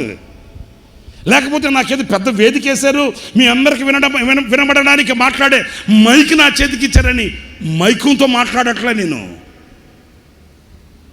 కాస్త చొరవతో మాట్లాడుతున్నాను. ఒక వ్యవస్థ, కుటుంబపు వ్యవస్థ ఉంది. కుటుంబపు వ్యవస్థలో ఎవరి బాధ్యత వాళ్ళు గుర్తించి చేస్తున్నారండి ఈ రోజున. కుటుంబపు వ్యవస్థలో ఒక భర్త స్థానం భర్త, భార్య స్థానం భార్య, పిల్లల స్థానం పిల్లలకి ఈ రోజున కనబడుతుందండి? లేదు. వాని పని వానికి అప్పగించినప్పుడు ఆ పనిని నీవు గుర్తించలేకపోతే, ఆ పని గుర్తించలేని పనివాడు అయితే ఎలా ఆశీర్వాదం కలుగుతుంది? మీకు వివరణ కావాలి, మీ గుండెల్లో పాతకపోవాలి, మీ జీవితంలో నిలిచిపోవాలి, ఇక మరలా తప్పటడుగు వేయకుండా ముందుకు వెళ్ళాలి. గనుక ఈ మాట నేను చెప్తున్నాను. మన విశ్వాసి ఇంటికి ప్రార్థన చేయడానికి వెళ్ళానండి. వాళ్ళ ఇంట్లో ప్రార్థన చేస్తే వాళ్ళు అన్నారు, అన్నయ్య ఆ మూడో ఇల్లు ఉంది కదా, వాళ్ళు మీరు ఎప్పుడన్నా వస్తే వాళ్ళ ఇంట్లో ప్రార్థన చేయించడానికి తీసుకొని రమ్మన్నారు మిమ్మల్ని అన్నారు. నేను అన్నాను, వాళ్ళు ఎవరో మనకు తెలియదు కదా, ఒకసారి వాళ్ళని మందిరానికి ఆరాధనకి రమ్మనండి. వాళ్ళు వచ్చిన తర్వాత, వాళ్ళతో పరిచయం అయిన తర్వాత, వాళ్ళు కాస్త వాక్యం విన్న తర్వాత నేను వెళ్ళి ప్రార్థన చేసిన సబబుగా ఉంటుంది. వింటున్నారా? ఇదే మంత్రం కాదు కదా వాళ్ళ ఇంటికి వెళ్ళి వేప మండలంతో ముఖం మీద కొట్టడానికి. వాళ్ళు వాక్యం వినివ్వండి, ఒకసారి మందిరానికి రమ్మనండి, కాస్త వాళ్ళు దేవుని వాక్యం విన్న తర్వాత వాళ్ళలో కొంచెం విశ్వాసం కలిగిన తర్వాత అప్పుడు నేను ప్రార్థన చేస్తే వాళ్ళ విశ్వాసము వాళ్ళని విజయవంతంగా నడిపిస్తుంది కదా. ఇప్పుడు నేను వెళ్ళి నేనేం చేసేది అట్లా అంటే వీళ్ళు ఒప్పుకుంటారా? మనాళ్ళు పట్టిందే పట్టు కదా. అట్ట కాదు అన్నయ్యా అంటే నేను అన్నాను, అట్ట కాకపోతే పేపరా? ఎంతగా ఒప్పుకోరు. సరే వీళ్ళ సంతోషం నేను ఎందుకు కాదనాలని సరే వెళదాం పదా అని వెళ్ళానండి. అందరు నన్ను చూడండి, నేను చెప్పే మాట వినండి. ఆ 3 ఇల్లే, అదే 3 కిలోమీటర్లు కాదు, 3 మైళ్ళు కాదు, 3 ఇల్లే తీసుకెళ్తే వెళ్ళాను. పాపం వాళ్ళు ప్రభువుని ఎరిగిన వాళ్ళు కాదనుకోండి. ఆమె పాపం నమస్కారం అండి అంటే అట్లాగే లేమ్మా అని చెప్పాను. కూర్చోండి అంటే అట్లాగేనమ్మా అని కూర్చున్నాను. ఇక అక్కడ ఒక ఫ్రిడ్జ్ ప్రక్కన ఆమె నిలబడింది. ఆ వాకిటి దగ్గరే ప్రక్కన నన్ను తీసుకెళ్ళిన ఆమె నిలబడింది. నన్ను మాత్రం మహారాజులాగా సోఫాలో కూర్చోబెట్టారు. సరే కూర్చున్నాను. ఆమె నాతో మాట్లాడుతుంది. ఆ ఇంటికి వెళ్ళాలి. ఏమనుకోవద్దండి, సమాజంలో చెప్పాడేంటి ఇట్లాంటివి అనుకుంటారేమో, మరి చెప్పకపోతే మీకెట తెలుస్తుంది ఏంటి? ఆమె నాతో చెప్తుంది, ఏమండి అయ్యగారు రండి అంటే నేను అన్నాను, అండీలు డేక్షాలు ఎన్ని వద్దులేమ్మా, అన్నాను విలువ బాగుంటుంది, అండీలు డేక్షాలు ఎన్ని మనకెందుకండి అంటే ఆమెను కూడా నవ్వుకొని చెప్తుంది, మాకు ఇట్లా సమస్యలు ఉన్నాయండి, మేము ఇట్లా చాట్లు పడుతున్నామండి, మా ఆయనకేమో నీరసం, నాకేమో ఉబ్బసం, కుక్కలకేమో నీరసం, ఇంకా మొన్నాళ్ళు ఓపెన్ చేస్తారు కదా పుస్తకాల కట్ట, ఇక అవన్నీ చెప్తా ఉంటే నేను కూడా వినాలి కదా, వినకపోతే ఓటేయరు కదా, ఓటేయకపోతే నోటు రాదు కదా. ఇక నేను కూడా వింటా ఉన్నాను, ఆమె చెప్తా ఉంది. ఇప్పుడు నేను మీతో ఎందుకు చెప్పాలనుకున్నానంటే ఈ మాట, ఆమె నాతో మాట్లాడుతూనే ఉంది. ఆ ఫ్రిడ్జ్ మీద ఒక సెల్ ఫోన్ ఉన్నట్టుంది, అది ఊరకనే మోగుతూ ఉంది, అంటది. ఆమె దాని వైపు చూస్తుంది, నా వైపు చూస్తుంది, ఎందుకంటే నాతో మాట్లాడుతుంది కదా. 2-3 సార్లు అది మోగి మౌనం అయిపోయింది. మరలా 3వసారి కూడా మోగింది అది. ఇక నేనే చొరవ తీసుకొని, అమ్మా ఎవరో కాల్ చేస్తున్నట్టున్నారు, మాట్లాడండి పర్లేదులే అన్న. మీరు నమ్మండి నా మాట, అడ్రస్ అడగద్దు, ఆధారాలు అడగద్దు, ఆధార్ కార్డు అసలే అడగద్దు. ఆమె నా ముందే ఆ ఫోన్ లిఫ్ట్ చేసి హలో అనింది. మరి అటువైపు ఎవరు మాట్లాడారో మనకు తెలీదు, ఆ అన్యం పుణ్యం పైన వాడికి తెలియాలి. హలో అని 3 మాటలు మాట్లాడి, మీరు నమ్మండి బాబా, వెంటనే ఆమె డోర్ కట్టినట్లాగి పెద్ద పాపా అంటే వాళ్ళ పెద్ద కూతురు వచ్చింది. వస్తే వెంటనే ఫోన్ ఆ పాపకి ఇచ్చి ఏమంటది, నీ బాయ్ ఫ్రెండ్ ఫోన్ చేశాడు కానీ బయటికి వెళ్ళి మాట్లాడిపో, నేను అయ్యగారితో మాట్లాడుతున్నా. వింటున్నారా? ఏంటి నోటి మీద వేలు పెట్టుకున్నారేంటి? కన్న తల్లి కన్న కూతురికి, కడుపును పుట్టిన కూతురికి చెప్తుందండి, నీ బాయ్ ఫ్రెండ్ ఫోన్ చేశాడు కానీ నువ్వు బయటికి వెళ్ళి మాట్లాడిపో, నేను అయ్యగారితో మాట్లాడుతున్నాను. అయ్య బాబా, ఈ తల్లి కన్న తల్లి కసాయి తల్లా? ఈ చరిత్ర, ఈ మాట నేను ఇప్పుడు మీతో ఎందుకు చెప్తున్నానంటే, తనకిచ్చిన బాధ్యతని, తనకున్న ఆ స్థానాన్ని గుర్తించిన వ్యక్తి లేకపోతే గుడ్డి తల్లి? మీరు ఆలోచించండి. ఒక తల్లి స్థానంలో ఉన్న తల్లి మాట్లాడవలసిన మాటేనా అది? ఒక తల్లి తన బిడ్డకు నేర్పించవలసిన అనుభవాలనే అవి? ఒక కుటుంబపు వ్యవస్థలో ఈ రోజున ఒక ఉన్నత స్థానంలో ఉన్న ఆ తల్లి గుండెల్లో ఉండవలసిన అనుభవాలేనా? నా ప్రియమైన సహోదరులారా, ఎవరి స్థానం వాళ్ళకు ఉంది కదా. ఆ స్థానాల్లో ఏ స్థితిలో ఉన్నాం? వాని పని, ఒక కుటుంబపు యజమానురాలికి ఇవ్వవలసిన ఆ పని, ఆ గురుతర బాధ్యత, ఒక కుటుంబపు యజమానునికి ఉండవలసిన పని, ఆ గురుతర బాధ్యత. నీ ఇల్లు స్వర్గసీమగా ఉండవలసింది ఈ రోజున ఎందుకు నరక కోపంగా ఉంది? సారీ, ఇలా అంటున్నానని ఏదో ఉద్రేకంతో మాట్లాడుతున్నానని భావించద్దండి. గుండె వేదనతో మాట్లాడుతున్నాను. ప్రభు నాకు ఇచ్చిన భారాన్ని బట్టి మాట్లాడుతున్నాను. క్రైస్తవ కుటుంబాలు క్రీస్తుకు ప్రతిరూపాలై, క్రైస్తవ కుటుంబాలు క్రీస్తుకు వెలుగుకు నాంది పలుకుతూ, క్రైస్తవ కుటుంబాలు పరిశుద్ధతకు స్థావరాలుగా నిలిచి, క్రీస్తులో ఉన్న శక్తి సామర్థ్యతకు పునాదిగా నిలవవలసిన క్రైస్తవ కుటుంబాలు ఈ రోజున క్రైస్తవ కుటుంబాలుగా ఎందుకు లేవు? నీ మనస్సాక్షి సమాధానం చెప్పాలి. దేవుడు నీకు ఇచ్చిన పని నీవే చేస్తున్నావా? దేవుడికి ఇచ్చిన స్థానాన్ని కాచుకొని, దేవుడికి ఇచ్చిన పనిని జాగరూకుడవై జాగ్రత్తతో ఆ కర్తవ్యాన్ని నెరవేరుస్తున్నావా? విస్మరించి తిరుగుతున్నావా? యవన ప్రాయంలో నిలిచి కండలు తిరిగిన కుర్రోడివి యవన ప్రాయానికి వచ్చావు. ఇంకా వృద్ధాప్యంలో మడతబడిన శరీరంతో మడత మంచం మీద మూలుగుతున్న తండ్రి కష్టం మీద ఆధారపడి, కుటుంబానికి ఆశీర్వాదకరంగా లేక, తల్లిదండ్రుల గుండెల్లో ఆనందాన్ని చూడలేక, ఈ రోజున లోకపు స్నేహాలతో, లోకపు మత్తు, డబ్బు, ఎత్తు విర్రవీగుతుంటే, లోకపు స్నేహాలతో ఎంతవరకు యవనుడా దేవుడికి ఇచ్చిన స్థానాన్ని, దేవుడికి ఇచ్చిన భారాన్ని, దేవుడికి ఇచ్చిన పనిని విస్మరించి శక్తిహీనుడవై, భక్తిహీనుడవై, బలహీనుడవై, నిస్సహాయపు పరిస్థితులలో, నిరాశ నిస్పృహల మధ్య నీ యవన ప్రాయాన్ని వ్యర్థం చేసుకుంటావు. ఆలోచించు. వాని పని, యవనుడా నీ పని,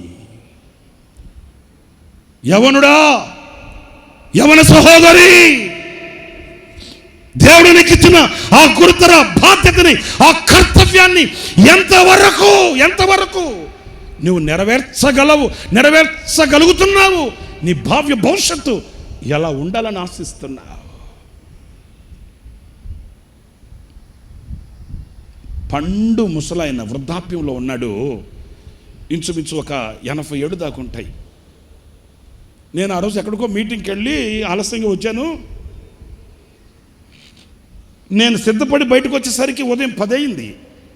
ఎందుకంటే నేను రావడమే వేకు 3-4 గంటలకు వచ్చాను.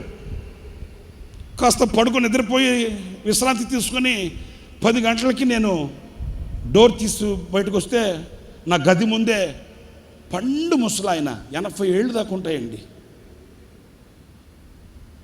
అలాగా కుర్చీలో కూర్చొని మాంసపు ముద్దలాగా కూలబడి ఉన్నాడు.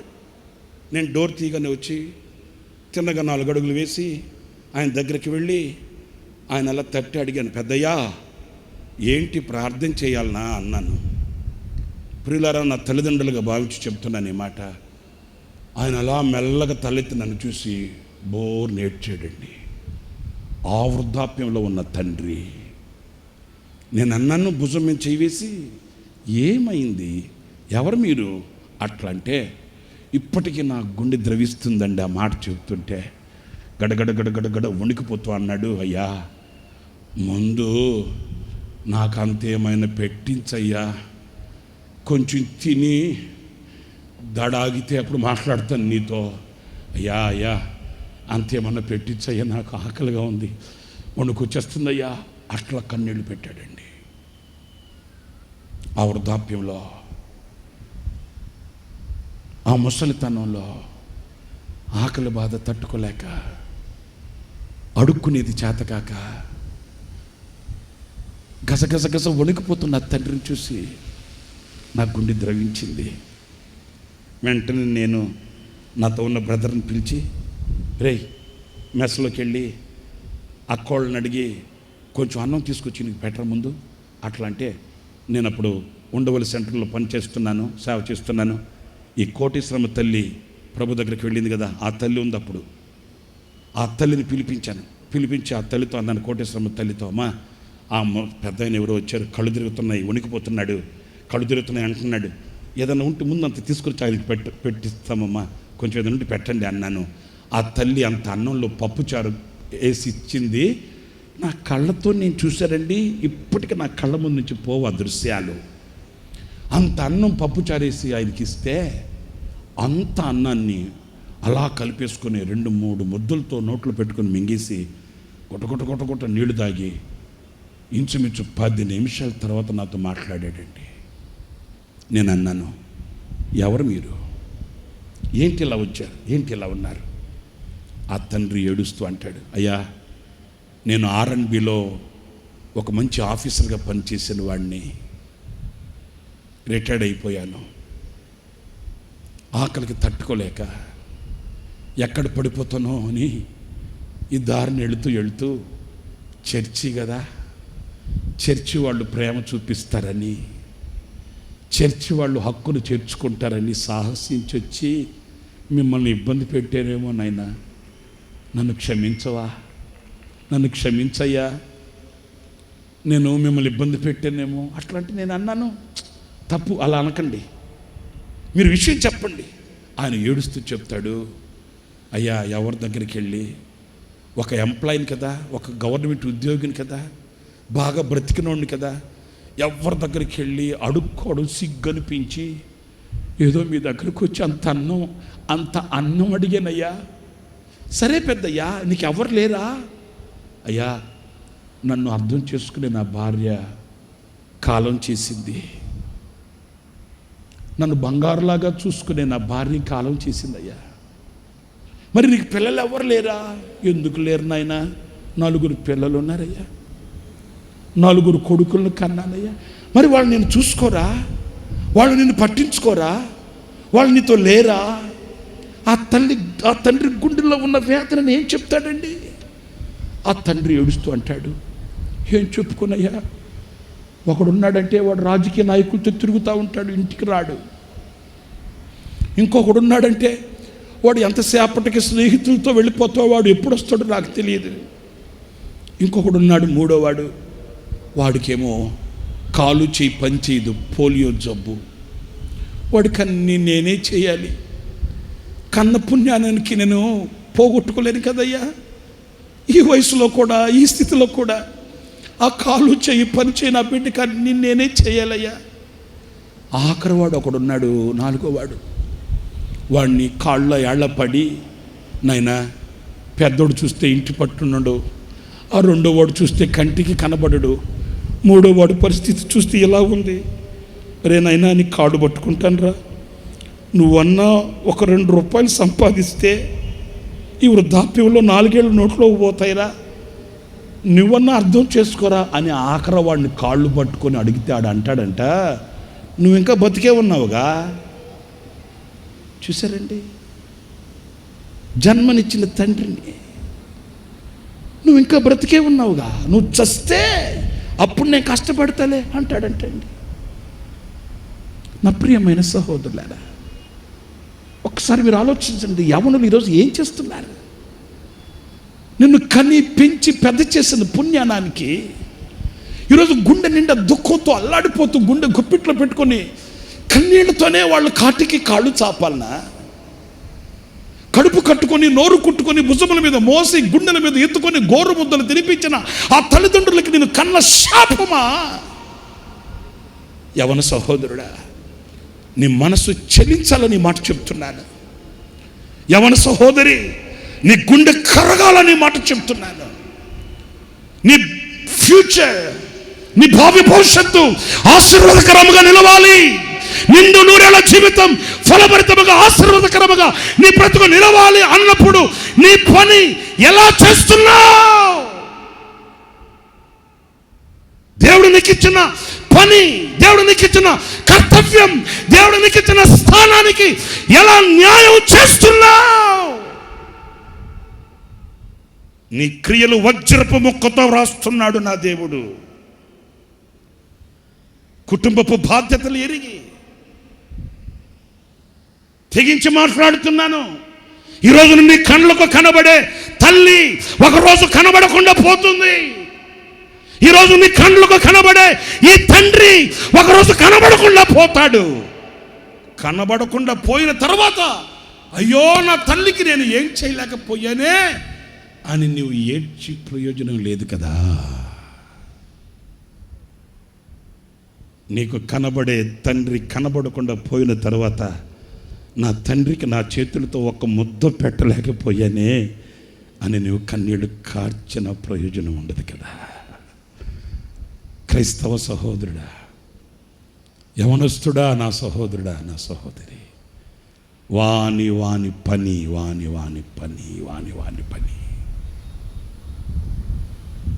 నీ పని ఎలా చేస్తున్నావు? నీ పని నువ్వు శ్రద్ధగా చేయగలిగిన పనివాడివి అయితే, దేవుడు నీకు ఇచ్చిన స్థానాన్ని కాపాడుకుంటూ దేవుడు నీకు ఇచ్చిన పనిని గుర్తించిన పనివాడివి అయితే, నీ మీద ఈ రాత్రి పరిశుద్ధాత్మ కుమ్మరింపు కలుగుతుంది. Praise the lord. Hallelujah, hallelujah. నిన్ను వెతుక్కుంటూ ఈ రాత్రి వచ్చాడు. ఈ రాత్రి నువ్వు ఎంత మందిలో కూర్చొని ఉన్నా, ఎక్కడ కూర్చొని ఉన్నా, ఏ మూల కూర్చొని ఉన్నా, ఏ చీకటిలో ఉన్నప్పటికీ కూడా ఆయనని పని చూస్తాడు, ఆయనని కార్యక్రమాన్ని చూస్తాడు, నీ కర్తవ్యాన్ని చూస్తాడు. ఈ రాత్రి పశ్చాత్తాప్తుడవై ప్రభు పాదాలు పట్టుకొని, నిజమే ప్రభువా, నీవిచ్చిన పని నేను చేయలేకపోయాను, నీవిచ్చిన స్థానాన్ని నేను కాపాడుకోలేకపోయాను, నా గుండెలు అవిసేటట్లు కన్నీళ్ళు పెట్టి ప్రలాపిస్తున్నాను, నా పని నేను గుర్తించలేక గుడ్డివాడినై అంధకారంలో అడుగులు వేస్తూ అగాధములో కూరకుపోయాను, నన్ను మన్నించయ్యా. నువ్వు నాకు ఇచ్చిన పని నేను చేస్తానయ్యా, నువ్వు నాకు ఇచ్చిన కర్తవ్యాన్ని నెరవేరుస్తానయ్యా, నీవు నాకు ఇచ్చిన స్థానాన్ని కాచుకుంటేనయ్యా. ఈ రాత్రి నువ్వు పశ్చాత్తాప్తుడు అయితే, నీకు ఇచ్చిన పనిని గుర్తించగలిగితే, పనివారి మీద, పనికత్తెల మీద నేను నా ఆత్మను కుమ్మరిస్తా. స్తోత్రం కలుగు గాక. సంఘంలో నీ పని ఏంటి? సంఘంలో నీ కర్తవ్యం ఏంటి? సంఘంలో నీ బాధ్యత ఏంటి? ఏదో సంఘం సంబరంగా కనబడితే, సంఘం అందంగా కనబడితే, సంఘం కళకళ కనబడితే, ఏదో తెల్ల బట్టలు వేసుకొని, బైబిల్ పట్టుకొని, పాటల పుస్తకం పట్టుకొని, కంచెలు పట్టుకొని ఓ దేవుని సన్నిధికి వెళ్ళిపోవడం మాత్రమే కాదు. ఆ సంఘంలో నీ స్థానం, నీ పని ఏంటి గుర్తించాలి. ఏదో ఆషామాషగా, అనవాయితీగా, ఆచారంగా వెళ్ళి రావడమేనా? నీ పని గుర్తిస్తావా? సౌలా, నేను వస్తాను, 7 దినముల పాటు నువ్వు కాస్త ఓపికగా నేను వచ్చేటంత వరకు అక్కడ నిలిచి ఉండవాయా? నేను వచ్చిన తర్వాత నీకు ఏది క్షేమమో, ఏది ఆశీర్వాదకరమో, నీవు చేయవలసిన పని ఏంటో నేను చెప్తాను అని చెప్పాడు ప్రవక్త. ఉన్నాడా? హలో, మాట్లాడరేంటి? ఉన్నాడా? లేడు. ప్రవక్త ఏం చెప్పాడు? నేను వస్తాను, నేను వచ్చేంత వరకు కాస్త ఓపికతో అక్కడ కాచుకొని ఉండు, నువ్వు ఏం చేయాలో, నీవు చేయవలసిన ఆ పని ఏంటో నేను చెప్తాను, ఆగవాయా బాబు అన్నాడు. ఉండడే. ప్రవక్త రాకమునిపే ఈయనకి ఉద్రేకం వచ్చేసింది. ప్రవక్త రాకమునిపే ఈయనకి వైరాగ్యం వచ్చేసింది. ప్రవక్త రాకమునిపే ఈ జేజేలు కొట్టేవాళ్ళు, జెండాలు పట్టుకునేవాళ్ళు, ఈ పొగిడేవాళ్ళు ఉంటారు కదండి. అన్నా నీకేంటన్నా, నువ్వు కింగ్ అన్నా, నీకేంటన్నా కొదువా? దేవుడు నిన్ను ఏర్పరచుకున్నాడన్నా, దేవుడు నిన్ను కోరుకున్నాడన్నా, అసలు నీ హంగు, నీ రంగు, అసలు నువ్వు సొక్కల చంద్రుడు అన్నా నువ్వు అని పొగిడేరేమో. ఆయన రాకమునిపి ఈయనే బలర్పించేశాడు. నువ్వు చేయాల్సిన పని ఏంటి? నువ్వు చేసే పని ఏంటి? నీకు అప్పగించిన పని ఏంటి? నీవు తొందరపడి చేస్తున్న పని ఏంటి? నువ్వు చేయవలసిన పని చేయకుండా, దేవుడు నీకు అప్పగించిన పని చేయకుండా, నీ గురుతర బాధ్యతని గుర్తించకుండా చేయకూడని అవివేకమైన పని. ఏ పని? అవివేకమైన పని. క్లుప్తంగా నేను చెప్పి ముగిస్తున్నాను. దైవజనుడు వచ్చాడు. ఎప్పుడు వచ్చాడు తెలుసండి? బలి అర్పించి ముగించుట తోడనే. ఆ వచ్చేదాన్ని ఇంకా 10 నిమిషాల ముందు రాకూడదంట బాబు అంటే, ఆయన అంటాడు, ఎందుకు వస్తాను? రాను, నీ బుద్ధి ఏంటో బయట పడాలిగా. వచ్చేవాడు ఒక 10 నిమిషాల ముందు వచ్చి ఉంటే ఇలాంటి ఇబ్బంది లేకుండా ఉండేది కదా. రాను, నీ అంతరంగంలో దాచబడి ఉన్న ఆ చీకటి, నీ గుండె లోతుల్లో గూడు కట్టుకొని ఉన్న అవిధేయత, దేవుడు నీకు ఇచ్చిన పనిని గుర్తించలేని ఆ గుడ్డితనం బయటికి రావాలి కదా. ప్రవక్త రావడం చూడడం, వెంటనే ప్రవక్త అన్నాడు సౌలుతో, సౌలా, ఓ సౌలా. సమూయేలు రాసిన మొదటి గ్రంథం 13వ అధ్యాయం, సమూయేలు రాసిన మొదటి గ్రంథం 13వ అధ్యాయం 13వ వాక్యం చదువుతారండి. అందుకు సమూయేలు ఇట్లా, నేను నీ దేవుడైన యెహోవానికి ఇచ్చిన ఆజ్ఞను గైకొనక నీవు అవివేకపు పని చేసితివి. నీ రాజ్యమును ఇశ్రాయేలీయుల మీద సదాకాలము స్థిరపరచుటకు యెహోవా తలచి ఉండెను. అయితే నీ రాజ్యము నిలవదు. Finish work. నీ రాజ్యాన్ని స్థిరపరచాలనుకున్నాడు, నీ రాజ్యాన్ని గగనానికి ఎత్తాలనుకున్నాడు, నిన్ను శిఖరాలలో ఉంచాలనుకున్నాడు, గాలి మేడల్లో మిద్దులు కట్టి అక్కడ పెట్టాలనుకున్నాడు, నిన్ను ఊహించని ఊరేగింపులో నిన్ను ఆయన ఉంచాలని కోరుకున్నాడు. ఈ అవివేకమైన పని ఎవడిచ్చాడు నీకు? పని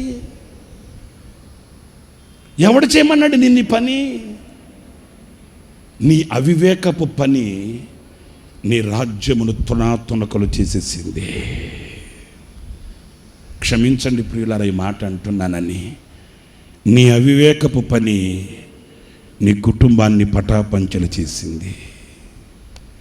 నీ అవివేకపు పని నీ జీవితాన్ని కుక్క చింపిన ఇస్తరి చేసింది. నీ అవివేకపు పని సమాజంలో నీకు విలువ లేకుండా చేసేసింది. వాని పని, గాడిద పని గాడిదే చేయాలి, గుర్రం పని చెప్పరేంటి అంతే. తల్లి పని తల్లే చేయాలి, తండ్రి పని తండ్రి చేయాలి, కాపరి పని కాపరే చేయాలి, గొర్రె పని నీ పని నువ్వు గుర్తిస్తే, ఆ పని నువ్వు చేస్తే, ఆ పని వారి మీద ఆయన బలమైన అభిషేకం నింపుతాడు. స్తోత్రం కలుగుగాక. చిన్న సాక్ష్యం కూడా చెప్తాను. అంటే ఒక విశ్వాసంలో ఉండవలసిన మెలకువ గురించి చెప్తున్నాను.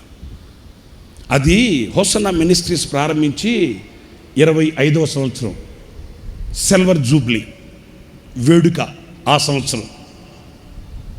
సరే, ఒకరోజు సాయంకాలం అన్న గోరంట్లకు వచ్చి, అప్పుడు పాత మందిరం, వివేకమైన పని ఎలా ఉంటుంది, అవివేకమైన పని ఎలా ఉంటుంది చెప్తున్నాను వినండి. గోరంట్లోకి వచ్చి అన్న కుర్చీ వేసుకుని కూర్చున్నాడు. నా దగ్గరకు వచ్చి చెప్పారు, అన్న పిలుస్తున్నాడు నిన్ను. అట్లా అంటే 102 కాసిన జ్వరం అంతే కదా. సరేనని పరిగెత్తుకుంటూ వెళ్ళాను. వెళ్తే అన్న అన్నాడు, రే చాక్ పీస్ ఉందా? చాక్ పీస్ అన్న ఉండాలన్న, తీసుకురాపో. పరిగెత్తుకుంటూ తీసుకొచ్చాను. అన్న అన్నాడు, మంది హోసన్నా మినిస్ట్రీస్ కదా, హెచ్ ఉంటుంది కదా. అవునన్నా. హెచ్కి సిలువ ఉంటుంది కదా. అవునన్నా. ఆ హెచ్ సిలువలో 25 అనే అంకి రావాలరా. ఇదిగో ఈ నా బండ్ల మీద గీ, ఎట్లా గీస్తావు గీ అట్లా అన్నాడు. సరేనని ఇంకా చాక్ పీస్ నీళ్ళలో తడిపి అన్నతో కూడా వీరేంద్ర కుమార్ గారు, వీరిద్దరు కుర్చీలో కూర్చొని ఉన్నారు. నాకు చాక్ పీస్ ఇచ్చారు. నేను నీళ్ళలో తడిపి తాడు కట్టుకొని ఆ హెచ్లో 25 వచ్చేటట్లు గీయమంటే అది కింద నేల మీద ఆ నా బండ్ల మీద గీస్తున్నానండి. అంతలో ఏం జరిగింది, ఈ పాటల పుస్తకాలు ప్రింట్ చేయించుకొని పాలన్నని చనిపోయాడు, ప్రభు దగ్గరికి వెళ్ళిపోయాడు ఆయన. ఆ పాలన్న పాటల పుస్తకం ప్రింట్ తీసుకొని ప్రూఫ్ తీసుకొచ్చాడు అన్న దగ్గరికి. అప్పుడు నేను కింద ఆ హెచ్, ఇప్పుడు మనకు గోరంట్లలో ఉంది కదా హెచ్ ఉంటుంది, 25 ఉంటుంది కదా, అది నమూనా కింద గీస్తున్నాను. అప్పుడు ఆ పాలన్న ఆయన బలిపెట్ట పాటల పుస్తకం ప్రింట్ ప్రూఫ్ తీసుకొని వస్తే అన్నకి ఇచ్చాడు. అన్న వీరేంద్ర కుమార్ గారు ఇద్దరు కూర్చొని మాట్లాడుకుంటూ, వీరేంద్ర కుమార్ గారిని అన్న ఒక మాట అడిగాడు, మీకు అందరికీ తెలియాలండి. ఏమడిగాడంటే, అప్పట్లో పాటల పుస్తకంలో పాటలకి కింద ఒక చిన్న బార్డర్ ఇచ్చి ఆ బార్డర్లో స్వరపద కల్పనలు అని రాసేవాళ్ళు అన్న. ప్రతి పాటకి స్వరపద కల్పనలు. బ్రదర్ ఏసన్న గారు అన్నీ అన్న రాసిన పాటలేగా, అన్నిటికీ అన్న పేరే కదా ఉంటుంది. ఇప్పుడు అన్న వీరేంద్ర కుమార్ గారిని అడిగాడు. ఆయన పెద్ద వ్యక్తి, అన్ని రంగాల్లో అనుభవం కలిగిన వ్యక్తి.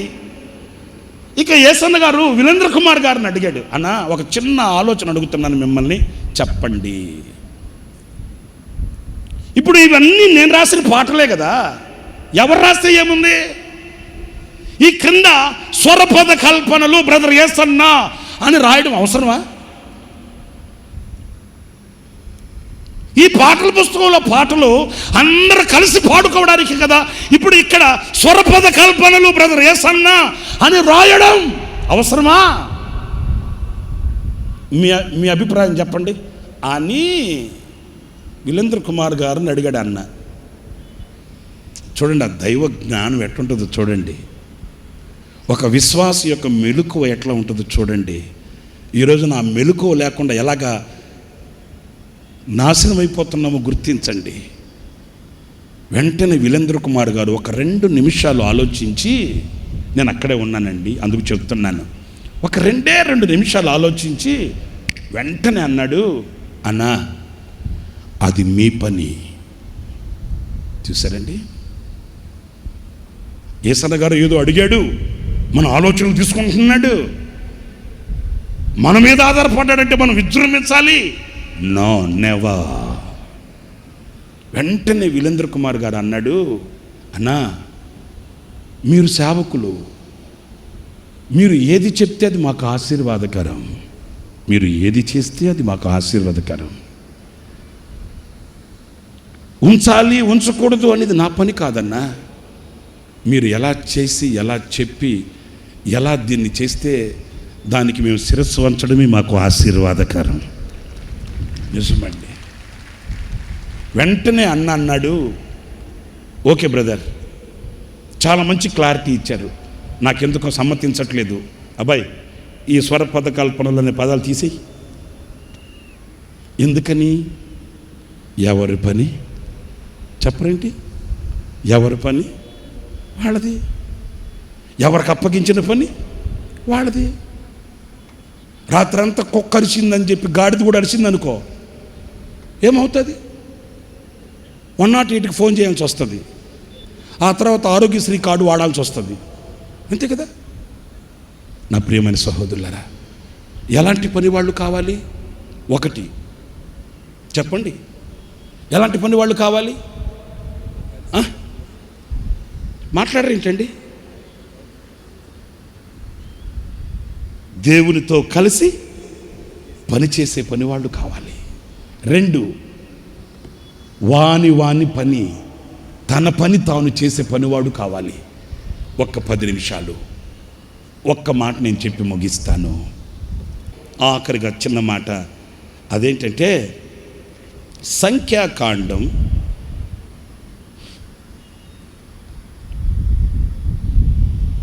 4వ అధ్యాయం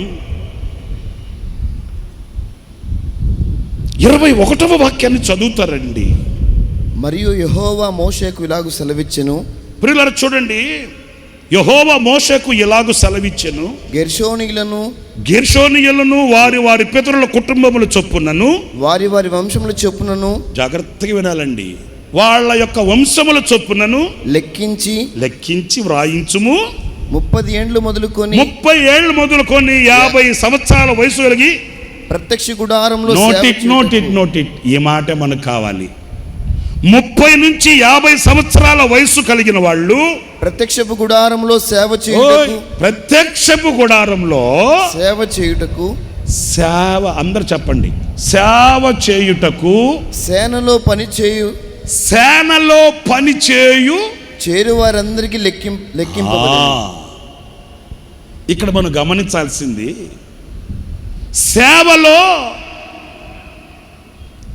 సేనలో పని చేయగలిగిన వారిని, హలో, చాలా మంది పని వాళ్ళు ఉన్నారు, ఎంతో మంది పని వాళ్ళు కనబడుతున్నారు.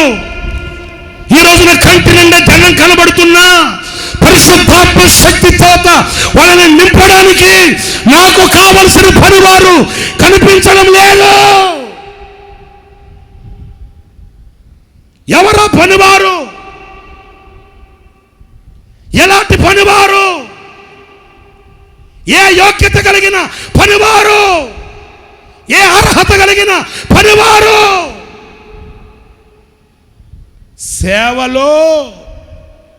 సేనలో పని చేయగలిగిన వీరులు పనివాళ్ళు కావాలి నాకు. సేవలో పని చేయగలిగిన ఏంటంటే సేవలో పని, సేవలో సేన. ఈ సేనలో పని చేయగ అంటే సేవ అంటే పని ఏంటి? అందరు నా వైపు చూడండి.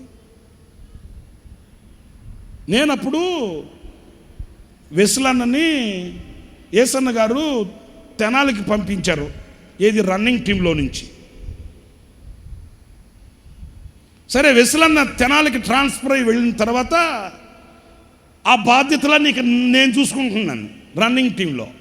అప్పుడు అన్న అన్నాడు, అరే మన దగ్గర ట్రైనింగ్ చేయడానికి వచ్చున్నారు కదా కొత్తగా సేవకులు, వాళ్ళలో ఒక 5 మందిని మీతో కూడా తీసుకెళ్ళి కొంచెం తరబీదు చేయండిరా అట్లా అన్నాడు. సరేనని నేను ఒక 5 మందిని అక్కనడిగి, మేము మీటింగ్కి వెళ్ళేటప్పుడల్లా ఒక్కొక్క గ్రూప్ని 5 మందిని తీసుకెళ్తుంటే వాళ్ళల్లో ఒక కుర్రాడు, కొత్తగా వచ్చిన సేవకి వచ్చిన నా అబ్బాయి మాతో వస్తాడు. అక్కడ దిగుతాడు. దిగిన తర్వాత ఏ చెట్టో పుట్టో చూసుకుంటాడు, వెళ్ళి అక్కడ కూర్చుంటాడు. నేను పిలిచి, తమ్ముడా ఏంటి లైట్లు కట్టుకోవాలి, వైర్లు కట్టుకోవాలి, మైకులు పెట్టుకోవాలి, పాటలు పాడాలి, ఇన్ని పని పెట్టుకోండి, నువ్వు వాడు కూర్చున్నావంటే ఏమన్నాడు తెలుసండి? అనో పని చేయడానికి రాలా మేము ఇక్కడికి సేవకి. మరి ఎందుకు వచ్చా అంటున్నారండి? పని చేయడానికి రాలా ఏంటి? ఇప్పుడు మట్టి తవ్వి గోతులు తీయాలనా? మరి కర్రలు నిలబెట్టి వైర్లు కట్టాలనా? లైట్లు కట్టి మైకులు పెట్టాలనా? ఈ పనికి రాలేదు. మరి దేనికి వచ్చావు? సేవకు వచ్చా. వాక్యం ఏమంటుంది? సేవలో పని పని పని. చాలామంది పనివాళ్ళు ఉన్నారు, కానీ సేవలో ఈ సేనలో పనిచేసే పని వాళ్ళు కావాలి నాకు. హలో, మీరంతా ఆటో దిగగానే అబ్బా అవా అనుకుంటూ వచ్చి కూర్చున్నారు. ఇప్పుడు మీలో వెతుకుతున్నాడు నా దేవుడు. ఈ రాత్రి మిమ్మల్ని ఆత్మచేత కుమ్మరించడానికి మీలో వెతుకుతున్నాడు నా దేవుడు. స్తోత్రం కలుగుగాక. హల్లెలూయా, హల్లెలూయా. ఈ సేవలో, ఈ సేనలో శ్రమించగలిగిన, కష్టపడగలిగిన, ప్రాణార్పణముగా పోయబడిన, సమర్పణ కలిగిన విశ్వాసులు కావాలి. సేవకులు లేవాలి. వారిని అభిషేకించాలి. ఎక్కడ వారు? ఎక్కడున్నారు? ఆయన బలమైన ఆ కను దృష్టి ఈ రాత్రి మిమ్మల్ని వెతుకుతుంది. ఎంతమంది మధ్యలో నువ్వు కూర్చొని ఉన్న ఈ రాత్రి నా దేవుని శక్తి కలిగిన అభిషేకం నీ మీదకు దిగవచ్చుగాక. నా దేవుడి నిన్ను బలముగా అభిషేకించుగాక. ఇది పని, ఇది సేవ పని.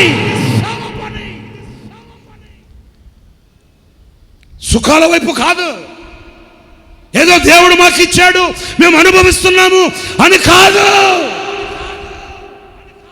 నా ప్రియమైన సహోదరులారా, రోషంగానే చెప్తున్నాను, ధైర్యంగానే చెప్తున్నాను, హృదయం మీద చేయి పెట్టుకొని మంచి మనస్సాక్షితో చెప్తున్నాను.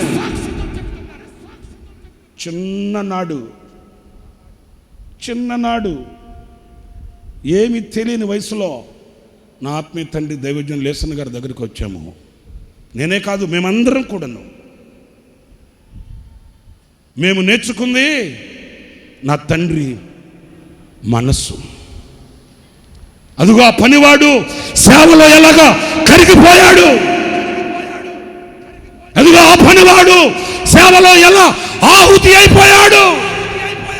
అదిగో ఆ పనివాడు ఎలా కొవ్వొత్తు వలె కరిగి కరిగి కరిగి కరిగి ఈ సేవ పని కలముట్టించాడు. ఈ మా కళ్ళతో మేము చూసాం. చూసిన దానినే మేము బాటగా వేసుకున్నాం, ఈనాటికి ఆయుధంగా ధరించుకున్నాం.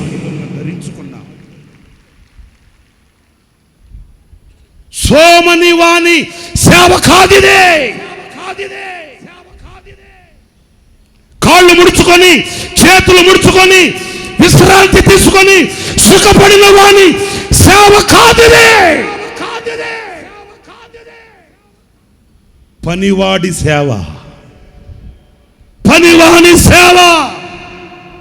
ఆఖరి శ్వాస వరకు శరీరమే గొల్లగా మార్చబడి కళ్ళు కుళ్ళిపోయి ఒళ్ళు గొల్లైపోయి అలాగా ఆహుతి అయిపోతూ ఉన్నప్పటికీ ఏ పనివాడు మరణం అనే పడక మీద పడుకొని పిడికిలు బిగించి, దేవా ఇంకొక అవకాశం నాకు ఇస్తే ఈ భారతదేశాన్ని ఒక ఊపుతానని ఆఖరి కంఠముతో ఆఖరి స్వరముతో నినాదం పలికాడు. ఆ పనివాని సేవనే.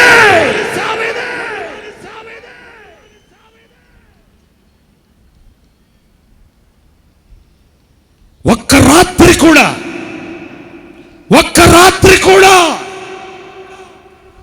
తన గదిలో తన పడక మీద కాళ్ళు చాపి పడుకొనని శ్రమించిన పనివాని సేవ ఇది.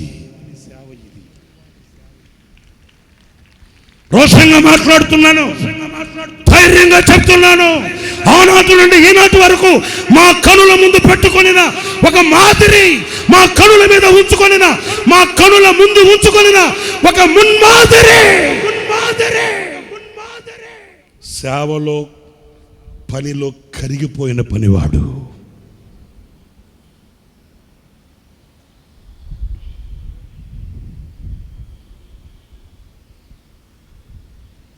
నేను విజయవాడలో యనమల కుదురులో ఉన్నానండి.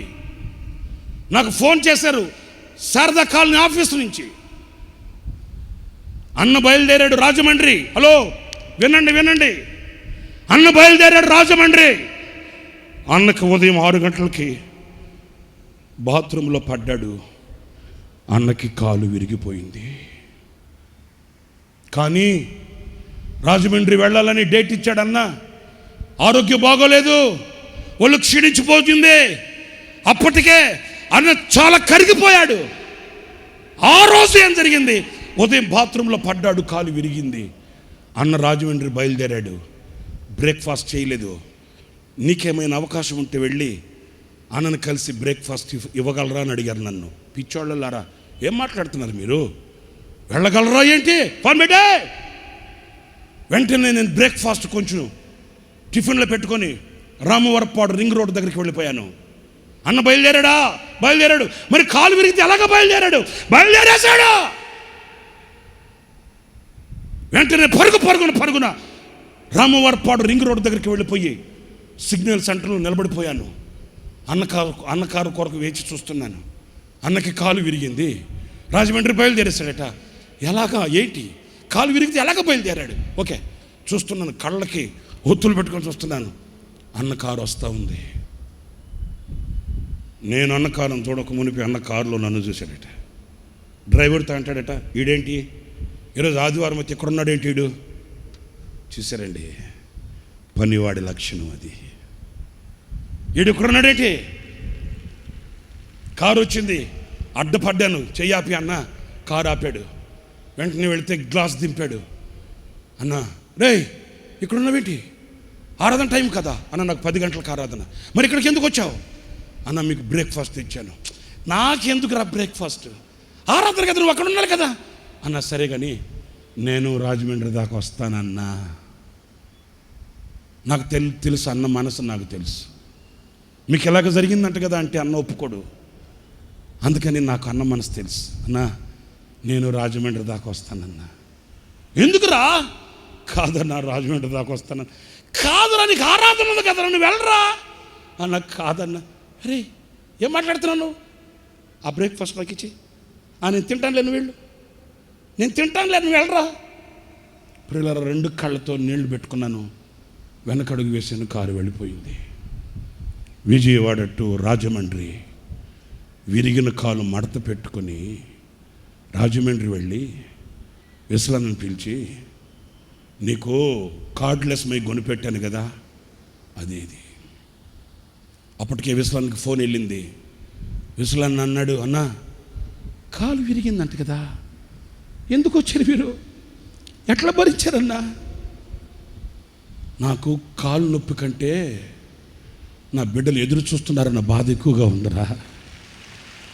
నా కాలు విరిగిపోయింది కాదనట్లేదు, నా కాలు విరిగిన బాధ కంటే నా బిడ్డల దేవుని వాక్యం కొరకు వేచి చూస్తున్నారే, నా బిడ్డల దేవుని వాక్యం కొరకు ఎదురు చూస్తున్నారే, వారిని నేను ఆశీర్వదించాలి, నా బిడ్డల్ని ఆశీర్వదించాలి అనే బాధ.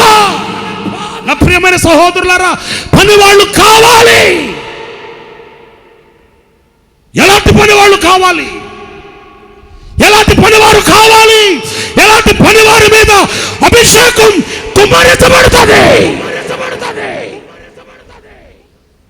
కాలు విరిగితే కాలు మడత పెట్టుకొని, అదిగో చూడండి, దాంట్లో నమ్మకమైన పనివాని సేవ, నమ్మకమైన సేవకుని పని.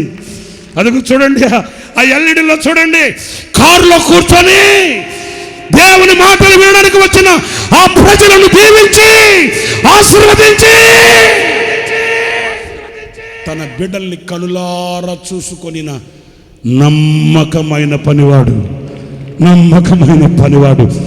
శరీరం కరిగిపోతున్నా, రక్తం ఆవిరైపోతున్నా, కంటి దృష్టి తగ్గిపోతున్నా, పని విడువని, కర్తవ్యం మరువని నమ్మకమైన పనివాడు.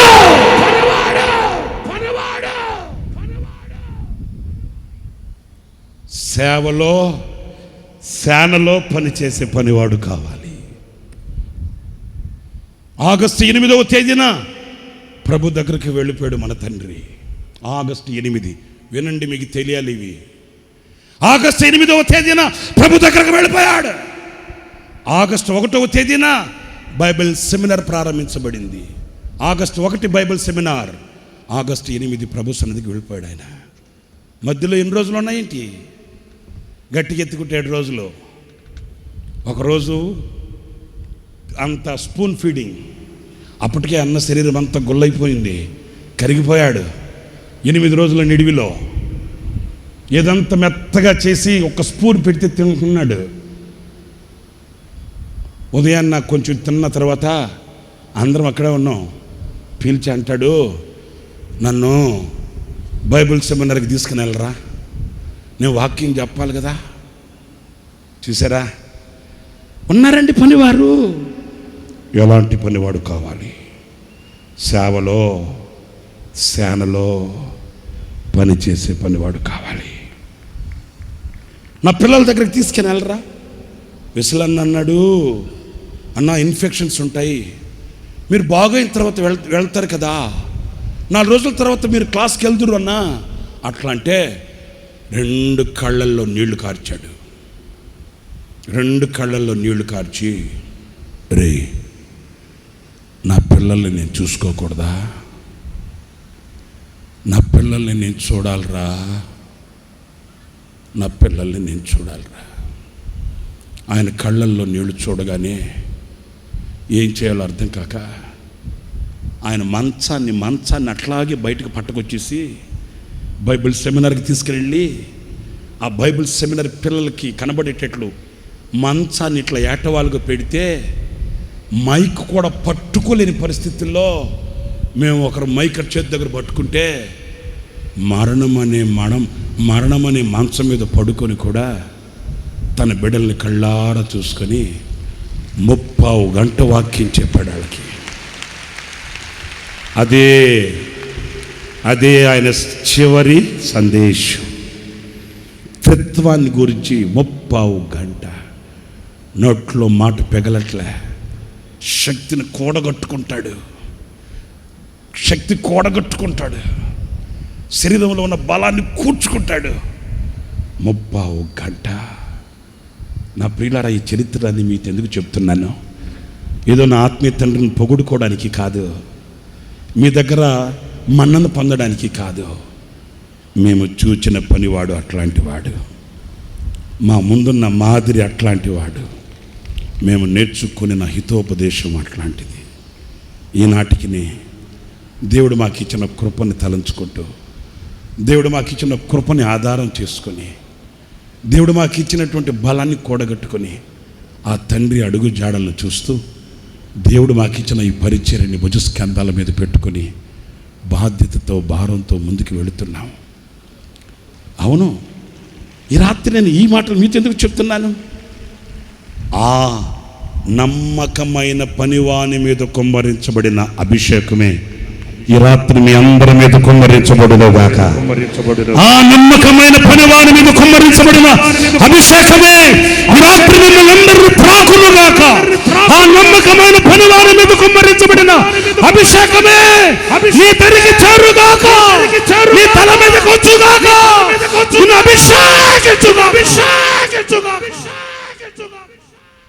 ఆ నమ్మకమైన పనివానిని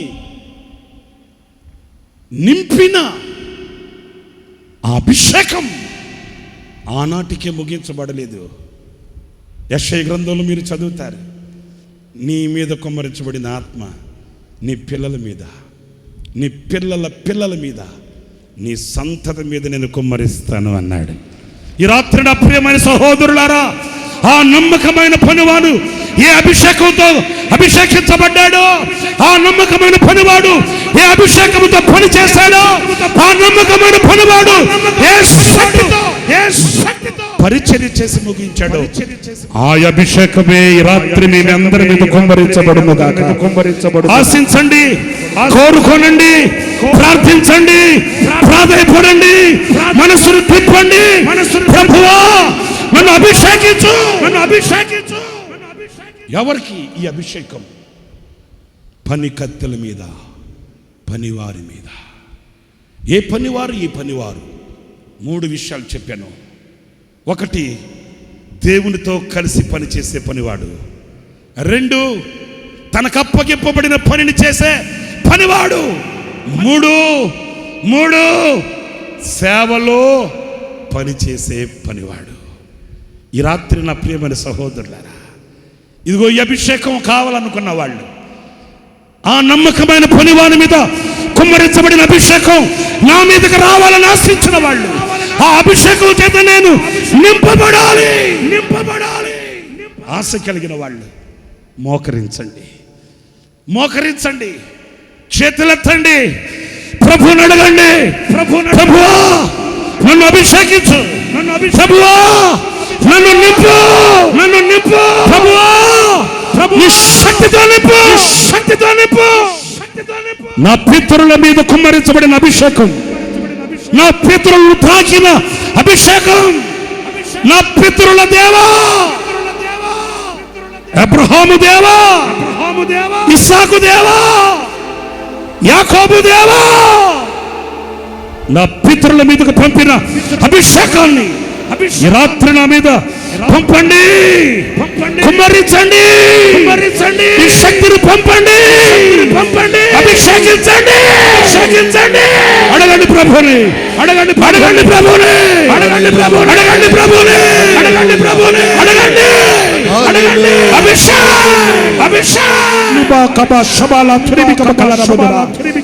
హల్లెలూయా, హల్లెలూయా.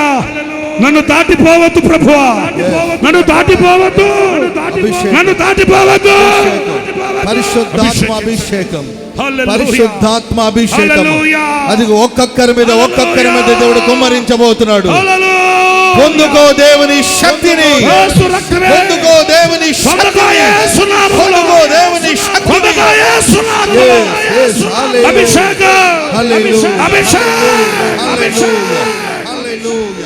చెప్పసఖ్యము కాని మూలుగలతో ఆనాడు అపోస్తలుల మీద కుమ్మరించబడిన అభిషేకం, వాక్శక్తి నిశ్చయముగా నా దేవుడిని అనుగ్రహించుగాక, నిశ్చయముగా నా దేవుడు నన్ను నింపుగాక, నిశ్చయముగా నా దేవుడు బలమైన హస్తం నీ మీద పెట్టబడును గాక.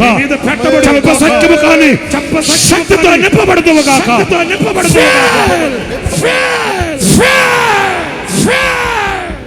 కబా షబాల రిబానా త్రిబిక బక బక బకాల రబదరా.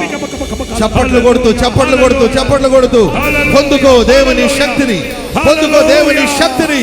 దేవుని అభిషేకం. yes yes yes hallelujah hallelujah. ఏలియా మీద కుమ్మరించబడిన అభిషేకం, ఎలీషా మీద కుమ్మరించబడిన అభిషేకం, మేడగదిలో కుమ్మరించబడిన అభిషేకం.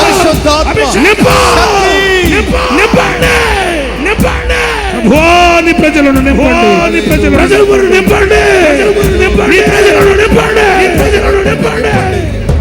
Thank you Lord, thank you Lord, thank you Lord. హల్లెలూయా హల్లెలూయా హల్లెలూయా.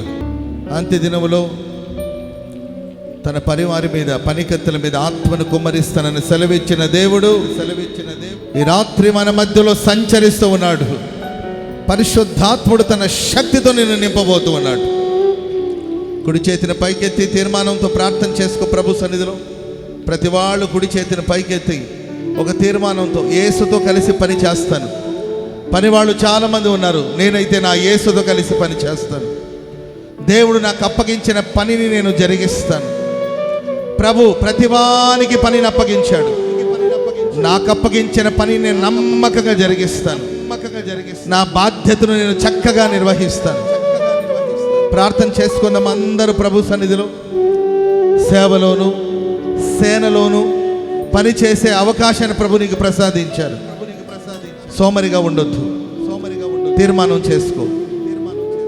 దేవుడు తన ఆత్మశక్తితో ఈ రాత్రి నిన్ను నింపబోతూ ఉన్నాడు. ప్రార్థన.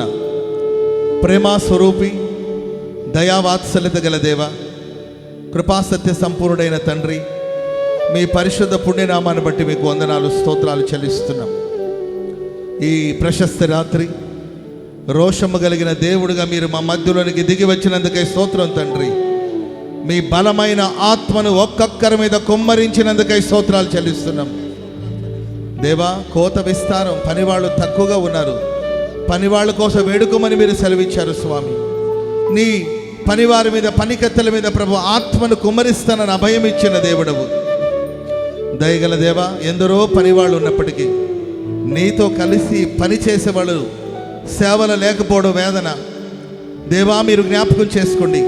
ఈ ఆవరణలో కూడి వచ్చిన ఒక్కొక్కరు ఇది మొదలుకొని నీతో కలిసి పని చేసే తండ్రి ఆ ప్రతిష్టను దయచేయమని వేడుకుంటున్నాం. ప్రతి వారికి అప్పగించిన పనిని గుర్తించి తమ బాధ్యతను చక్కగా నిర్వహించే కృపనిమ్మని వేడుకుంటున్నాం ప్రభు. సేవలోను సేనలోను పనిచేసి ప్రత్యక్షపు గుడారపు పరిచర్యలో కొనసాగించబడడానికి మీరు కృప చూపించమని వేడుకుంటున్నాం. విన్న మాటలు పెడచెవిని పెట్టకుండా వాక్యానుసారంగా జీవించడానికి సహాయం చేయమని వేడుకుంటున్నాం ప్రభు. ఈ రాత్రి నా తండ్రి, ఈ గుడారాల పండుగను ముగించుకుని వెళుతున్న ఒక్కొక్కరి మీద మీ ఆత్మ బలముగా దిగివచ్చునుగాక. ఒక్కొక్కరు నీ శక్తిని పొందుదురుగాక. పరిశుద్ధాత్ముడా, ఒక్కొక్కరి పట్ల మీరు ఘనమైన కార్యాలు జరిగించుదురుగాక. నిలిచి నీ వాక్యాన్ని అందించిన మీ సేవకులను బట్టి మీకు స్తోత్రం. వారి మరింత కృపతో బలముతో నింపి నడిపించమని వేడుకుంటున్నాం. నీతిమంతుని జ్ఞాపకం చేసుకున్నట ఎంతో ఆశీర్వాదకరం. మా ఆత్మీయ తండ్రిని ప్రభువా, ఈ రాత్రి మరొక్కసారి ప్రభువా మేమందరూ జ్ఞాపకం చేసుకొని వారి సేవా ఫలమును ప్రభువా తలంచుకుంటూ తండ్రి వారు చేసిన పరిచర్యను మరొక్కసారి మేము జ్ఞాపకం చేసుకుని కృపను మీరు అనుగ్రహించినందుకై స్తోత్రాలు చెల్లిస్తున్నాం. పరిశుద్ధుల అడుగుజాడలో చక్కగా నడవడానికి హోసన్నా మినిస్ట్రీస్ పరిచర్యకు కృపను అనుగ్రహించమని వేడుకుంటున్నాం ప్రభువా. మీ సేవకుల్ని ప్రభువా మేము మాదిరిగా ఉంచుకొని వారి అడుగుజాడలు నడిపించబడడానికి సహాయం చేయమని కోరుకుంటూ ఘనత మహిమ ప్రభావాలు మీకే ఆరోపిస్తూ యేసు నామాన ప్రార్థన చేసి అడిగి వేడుకుంటున్నాం తండ్రి. చెప్పండి గట్టిగా, ఆమేన్ ఆమేన్. హల్లెలూయా.